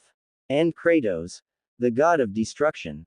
Asumi was lent the power of the other gods and thus the universe was born. In that universe is the diamond in the rough, the crowning achievement of Asumi, her greatest creation. Earth. Within this one seemingly insignificant planet lays the most complex and sophisticated ecosystem ever to be created. This truly unique planet houses trillions upon trillions of unique life forms, all living in a perfect cycle of birth, maturity, decline, and death. But her single greatest creation was born. Humans. Kami, are commonly known as fate, rules over the living, deciding what is to happen and how it happens. Shinigami, also referred to as the Reaper, takes the souls of the dead and places them in hell or heaven. The requirements for either are not known. And lastly, Kratos craves all that is chaotic and destructive. Whether it is simple mindless destruction or the killing or life forms, he desires it. Eventually Kratos' desire to destroy grew, and over eons, his lust for destruction grew to unquenchable amounts. So he set to destroy the very gods and goddesses that built the galaxy. To occupy his time, he detached a piece of himself and flung it down to earth. This fully sentient thing was named the Jubi, destruction and chaos incarnate. He sent Jubi down to earth with simple instructions. Kill, destroy, create mayhem, panic, and despair. For decades, the Jubi rained down destruction on the helpless planet while Kratos moved on to bigger plans. While the Jubi rained destruction and terror on Earth, the other 3 gods and goddesses confronted Kratos. A massive battle ensued, causing great destruction, nearly destroying the universe itself. Kratos had planned on this, but he was defeated and sealed away for all of time to ensure that balance was maintained, Shinigami was tasked with destruction as well as death. As for the Jubi, Asumi had a solution: the Sage of the 6 Paths. Created by Asumi and chosen by Kami to save the world, this man was dangerously powerful, vehemently peaceful, and near omnipotent. The sage did battle with the Jubi, but found it impossible to kill. But the sage defeated it by sealing it inside himself. However, the sealing of the Jubi had an unexpected result. The Jubi's Metsuki no Kami, eyes of God, that come directly from Kratos integrated with the sage's own DNA and became the first dojutsu. When the sage 2 sons, he knew that his full dojutsu was too powerful, too corrupting. So he broke it up. The Sharingan and the Rinnegan. The wielders of the Sharingan later become known as the Uchiha and the wielders of the Rinnegan are the Uzumaki. The Sharingan will have a limited ability to predict enemy movements and detect, decipher, and copy chakra manipulation. The Renningan will have limited control over the 5 main elements only, along with gravity manipulation, and very limited control over the recently deceased. There are tombs of the Sage of the Six Paths scattered around the continent as a failsafe for future generations. These tombs contain power locked away by the Sage of the Six Paths to ensure world safety. One must pass 6 tests to gain all these powers. Each tomb bestows a different power as well as fully activating the full Metsuki no Kami. The tomb of the monk activates the domination over fire. The tomb of the warrior activates the dominion over wind and the first stage of the Rinnegan, allowing the user access to all basic elements. The tomb of the healer activates the supremacy over earth and life. The tomb of the priest activates the omnipotence over lightning and injects the DNA for the Sharingan and activates it to its 3-tomo stage. The tomb of the protector activates the sovereignty over water and gravity. And the tomb of the goddess finishes with command over demon chakra and fully activates the Metsuki no Kami. The tombs will restore, if all 6 challenges are passed, the full dojutsu of the Sage of the Six Paths. Each tomb will allow full control over an elemental chakra. The 6th and final tomb will allow full control over Biju or demon chakra no matter how much. This is because the Sage was the original Jinchuriki and had full command over the Biju chakra. Head across to a place of waves of movable earth, where the sun is harshest and the moon is most unforgiving. Look for what no man can live without. Look underneath to find the wind. The entire time, the 3 of them are silent, listening. It was a little difficult since Naruto's voice never changed pitch, never showed any interest. So, this is quiet the development. Tsunade asks, clearly still shocked about the whole thing. Naruto shakes his head. That it is. I would have never imagined that I am a descendant of the Sage of Six Paths. Jiraiya tilts his head in confusion. So if this place was built by the Sage of the Six Paths and if what it said is true, then do you have control over fire? Naruto nods his head. Not only did I gain power over the elements, but the stone also contains memories of the Sage's personal fire techniques. Take this for example. He points to the giant ball of fire. That is a jutsu called Saijin, Tengoku no Kari, Sage style, Heaven's Light. It produces light and heat, but it doesn't burn or produce smoke. I can manipulate fire too. To make a point, Naruto holds out his hand and reaches for the fire in the sphere floating in the air. A trail of fire makes its way from the ball and wraps itself around Naruto's arm, not burning a single hair or piece of clothing, but they have a feeling that it is not due to the armor. In a sudden movement, Naruto opens his hand and swings his arm to the side. Saijin. Bino no Narakunosoko, he says coolly. Sage style. Flames of the abyss. The flames jump from his hand and whip entirely made of fire coils itself around his arm. With a flick of his wrist, he sends the fire whip and cracks it on the ground, making a 2-foot cut in the ground. The 3-cage level shinobi stare wide-eyed at the display of power. He didn't make a hand sign, mold chakra, or even use any chakra at all from what they can tell. He manipulated the fire without using any conventional means. That is only one thing I can do now without more practice and chakra control. He changes the whip to a sword and shield, then to a staff, and finally to a giant lake. I have absolute control over fire. While I can't freely create fire without using chakra, I don't use any to manipulate it. Kushina's eyes furrow in confusion. Sochi-san, if you knew this, why ask the question about the clan? Because I wanted to know if any others unlocked the Rinnegan, he answers with a shrug. Well, I don't know. The Rinnegan is supposed to be an extremely rare dojutsu. Only a few in history have been recorded to have it. If it really does reside in the Uzumaki blood, then why would so few activate? She muses more to herself than to the others. I guess it's because the sage didn't want to attract attention to the clan. If it was known that the Rinnegan resided with the Uzumaki, the clan would constantly be under attack or bombarded with requests to marry or just straight up proposition. Plus it would lead to an Uchiha-sized ego, Jiraiya comments. What about that last part? It obviously is a clue to the next tomb. Anybody have any ideas? Tsunade asks. There is silence while everyone thinks about the riddle. When nobody answers, Tsunade turns to Naruto. We can think about this later. Right now we should probably get out of here before the Anbu start to wonder about what is taking us so long. Naruto, I want to go to the hospital with me just to check and see if you are alright. I will not take no for an answer. There is no telling what this stone did to you. Naruto sighs. There is no point in arguing as Tsunade would just knock him out and carry him. Fine, but make it quick.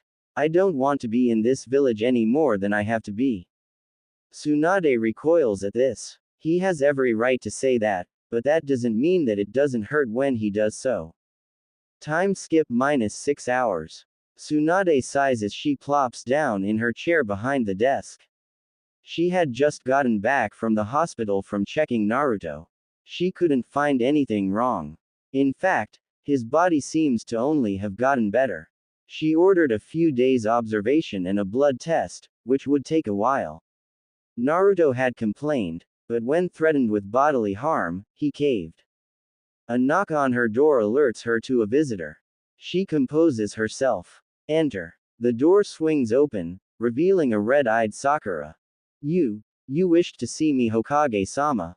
She says timidly. Her hair is dirty and has several knots in it, her skin is clammy and caked with dirt, and her clothes are wrinkled and filthy, like she hasn't changed in days. Yes. Have a seat. Sakura slowly walks over and fearfully sits, afraid of being lashed out at. Tsunade reaches into a desk drawer and pulls something out.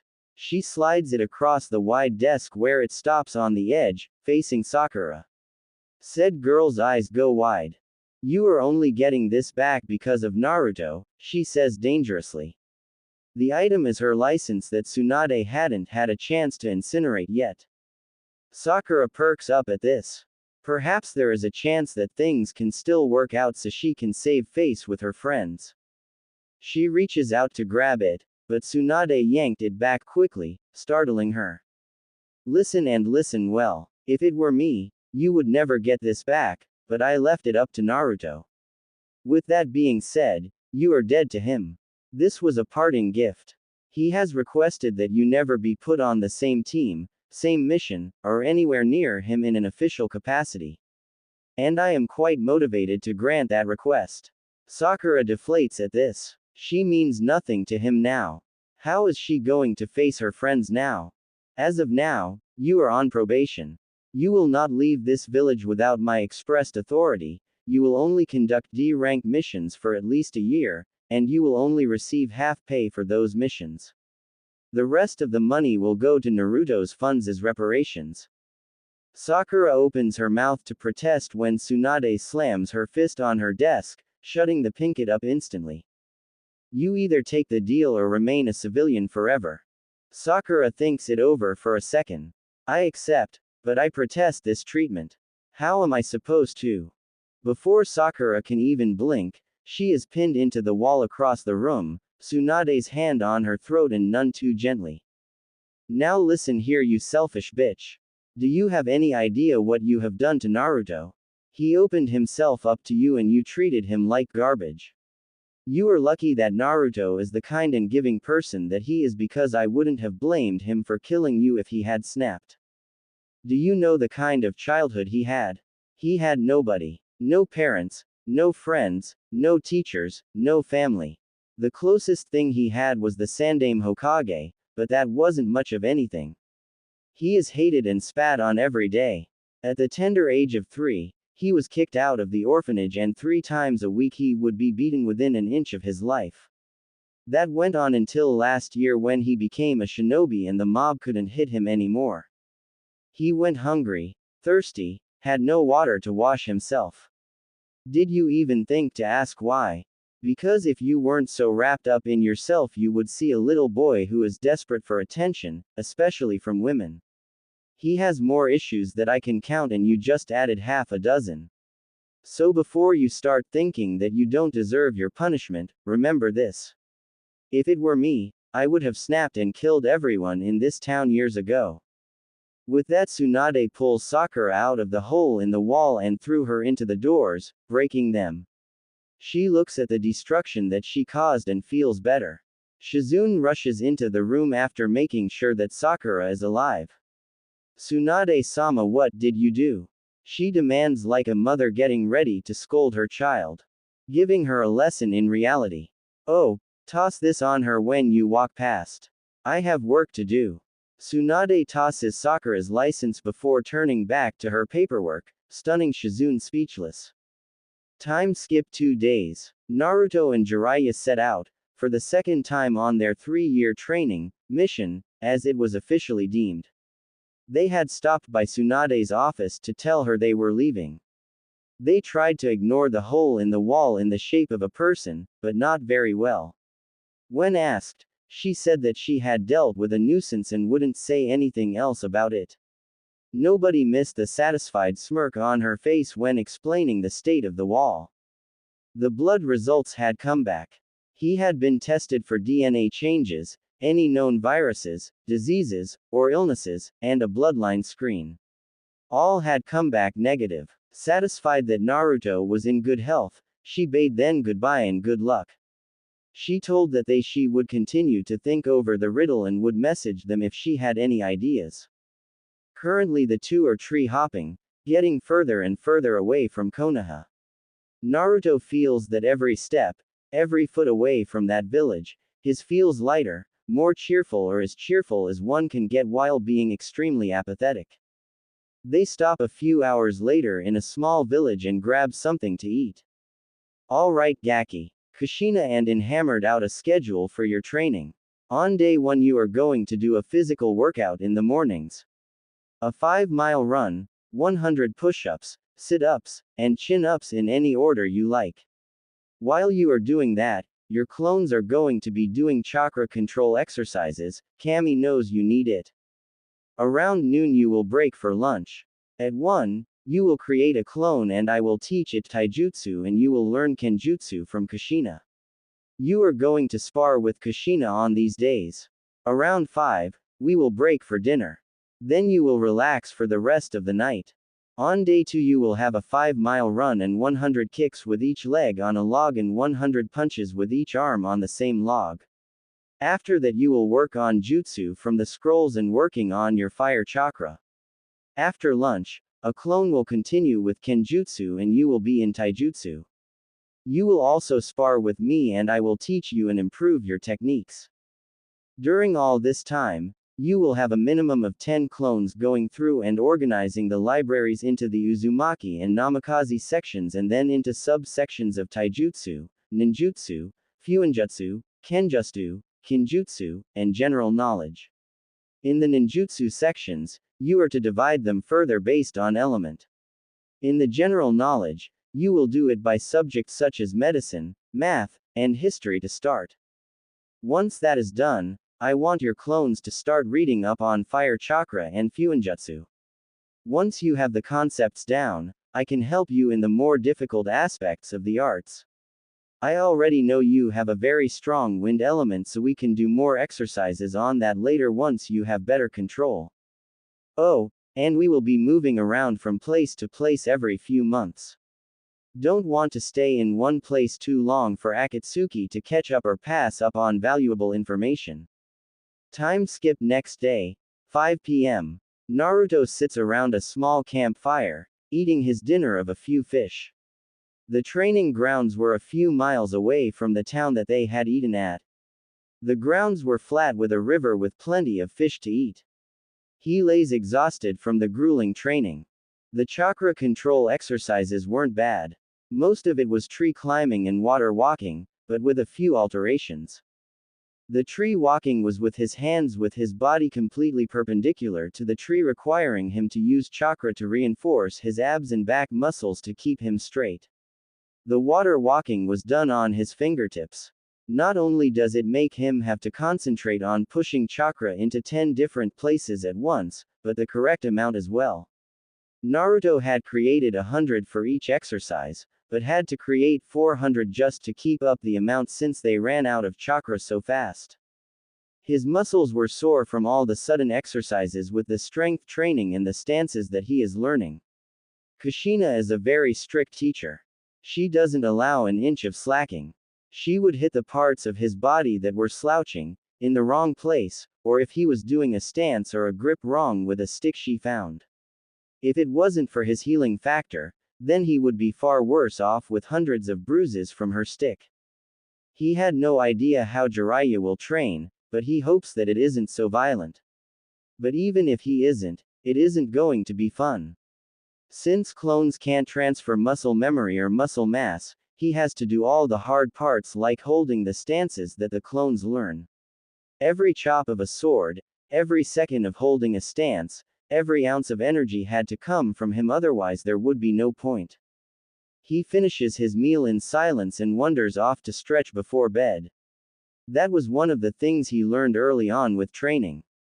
If you stretch right before going to bed and right after getting up after a day of training, that the lactic acid in his muscles wouldn't be so much and reduce the soreness. He crawls into his sleeping bag and the moment his eyes shut, he falls asleep, kunai under his pillow and his sword in his hands. Mindscape. Naruto wakes to a familiar scene. A sewer with about an ankle's worth of water. Even though he has only been here once, he instantly knows who called him here and where this place is. He calmly walks to the Kyuubi's cage, intent on getting answers from him about why he pulled him here. Oi fuzzball, wake up, he shouts as he kicks the cage, making it rattle.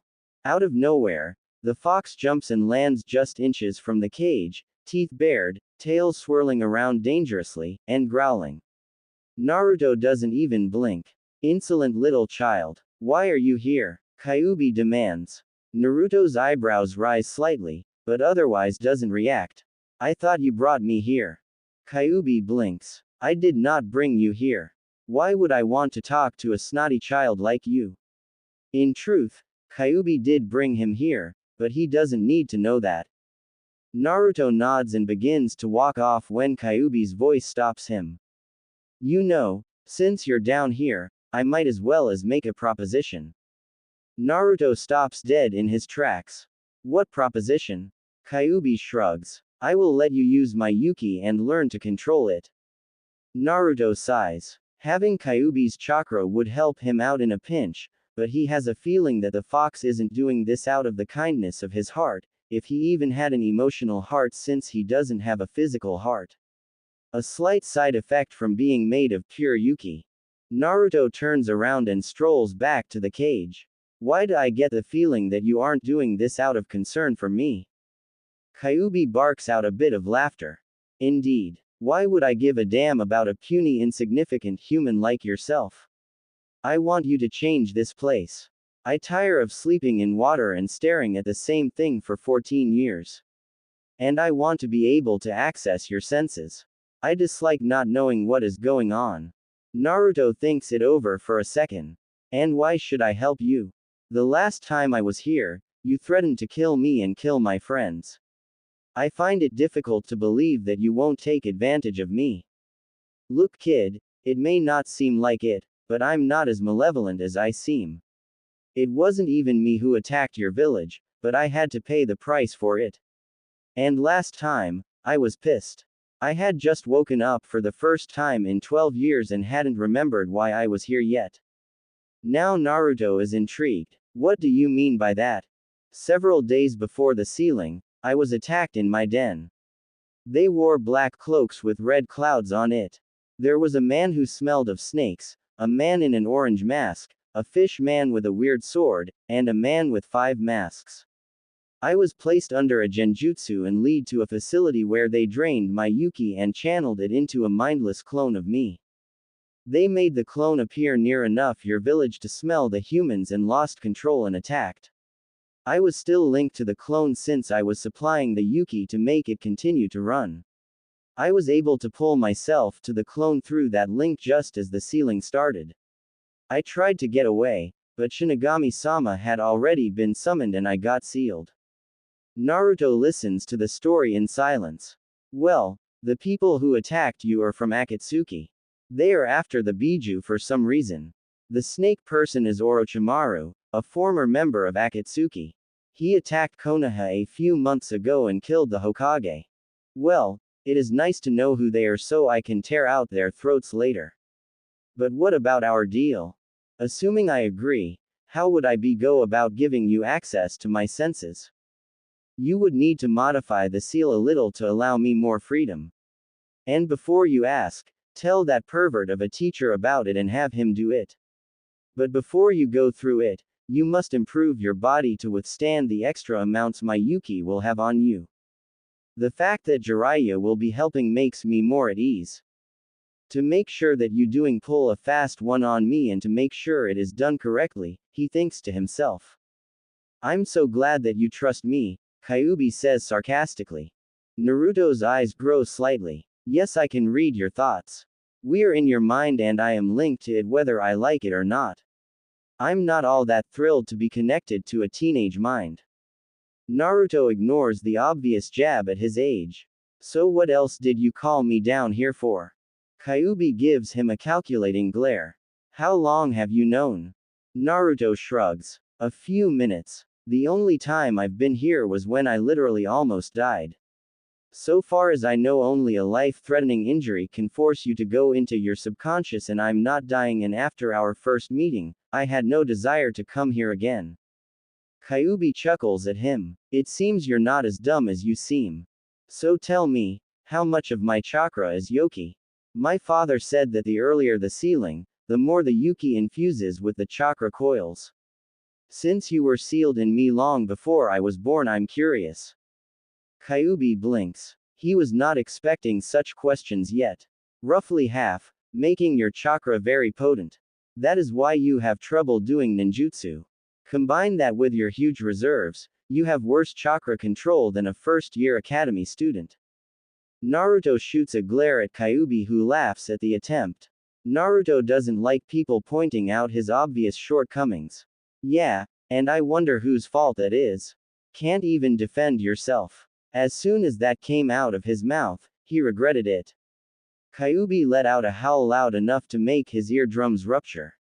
The entire mindscape is shaking, forcing a Naruto to not only to put his hands to his ears but to stumble to a wall to keep upright.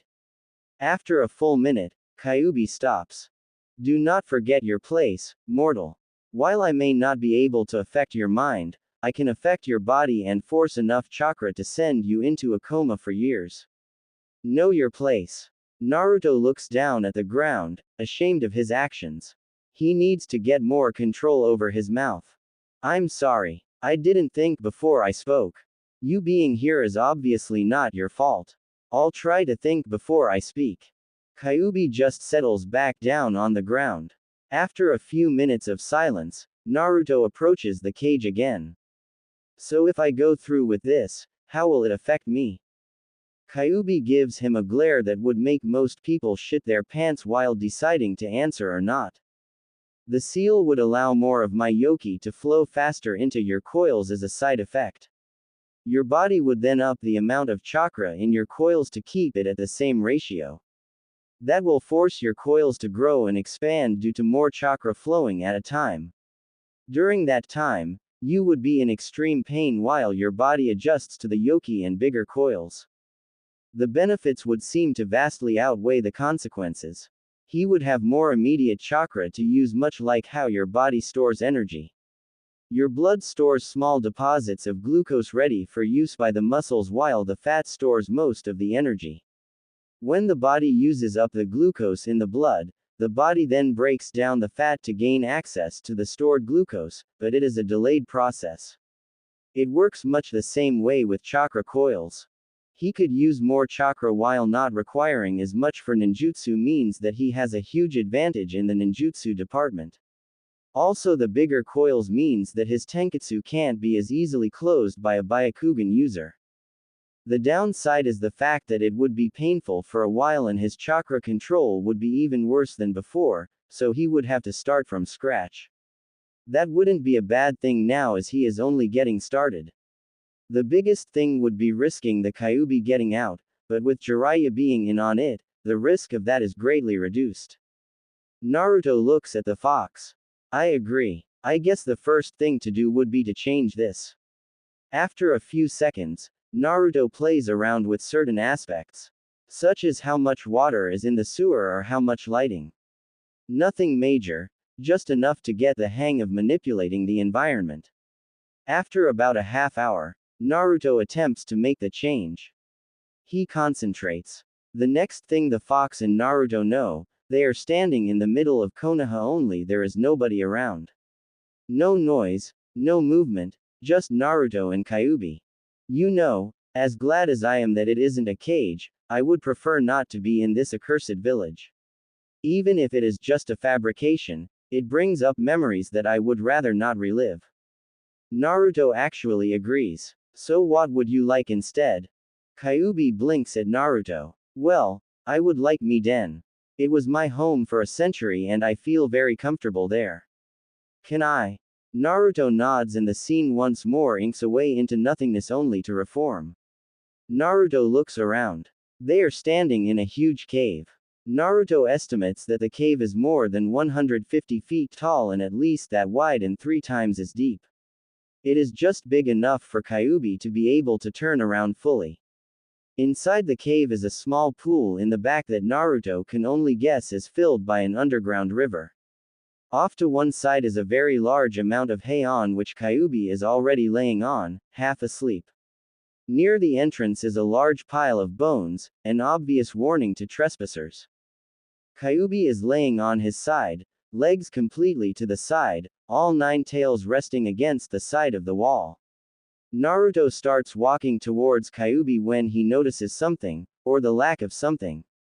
You didn't tell me you were female. Kyuubi opens an eye and glares at him. I'm actually neither male nor female since I am the only one of my kind. Having reproductive organs wasn't included in the package, though my personality was based off a female fox instead of a male one, so I have tendencies to act like a female, but I can be male if I wish to be.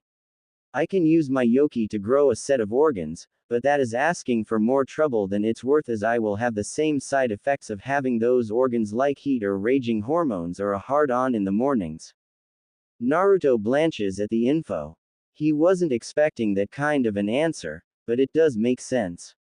Biju are pure yoki who can use the yoki to solidify into anything they want. If Kyuubi doesn't want reproductive organs or a stomach, she can do that. That also means that Kyuubi must have a human form as well. So I assume that you have a human form as well. Kyuubi rolls, now calling Kyuubi a female from now on, her eyes at him. Of course, you puny human. I enjoy the occasional stroll through towns or in very rare cases to hide and get away from pursuers who I didn't want to fight. I assume since you mentioned it that you want to see it. Naruto nods. He didn't originally think about it, but he would be lying if he said he wasn't curious a tiny bit. Whatever. I'm changing right now. I don't feel like it. If that is all you asked for, then please leave so I can sleep. Come back in 2 weeks so I can see if you are ready to handle my yoki. Naruto left without another word. Kyuubi lets out a content sigh and snuggles deeper into her bed and falls asleep instantly. It even smells the same, which brings her a lot of comfort and a sense of normality. Konohagakure no Sato, Bull, an Anbu for Tsunade, moves on top of the roofs as fast as he can go. He is currently on his way to the Hokage Tower. He had been trailing Danzo, trying to get a fix on the root base. He had found it and immediately went to inform the Hokage, but something told him to stay for a second. A few patrolling root Anbu stopped about 10 feet from his hiding spot.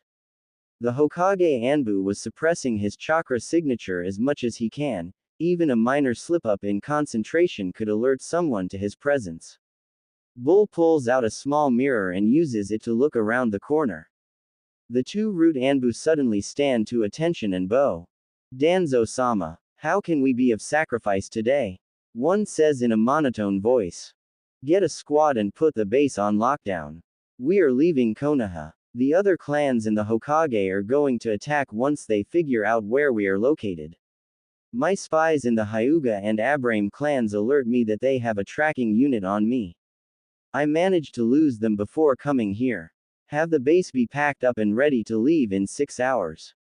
Until then the base will be on the highest alert. The two roots snap to attention before disappearing. Bull then gets the hell out of the base before he is unable to do so or is discovered. This brings us back to him running along the roofs. Not bothering with climbing the inside, he jumps onto the window ledge and knocks very vigorously on the glass. Tsunade whips around and glares at him, but softens once she realizes that it is not Jiraiya and it must be an emergency. She opens the glass and allows the Anbu in. Report. Hi, I have found the root base, but they are preparing to leave Konoha. I listened in on Danzo giving orders and he let it slip that his spies in the Hyuga and Abraham clans informed him of his warrant. They will be gone in just under 5 hours now. Tsunade frowns. She hadn't planned on Danzo finding out, but the fact that they have the element of surprise on them gives them an advantage. Where is the base located? Bull responds by pulling a map out of his pockets. The map is a blown-up part of the city. On it, Bull has sketched a tentative layout of the base that he was able to scout. District 5, Section 17, Sector 56. It is a series of tunnels leading into a main chamber and several smaller rooms from what I could tell. Her frown deepens. District 5 is the south section. District 1 is the center of town and 2 through 5 are the directions on a compass. The sector mentioned just happens to be the closest one to the massive wall, meaning that the base most likely extends deep into the forest to avoid detection. Summon the Anbu captains, Jonin team captains, and the clan heads and only the clan heads. Make it discreet as we don't want to tip our hand. Hi, Bull says before disappearing out the window. Tsunade smirks. The hunt begins.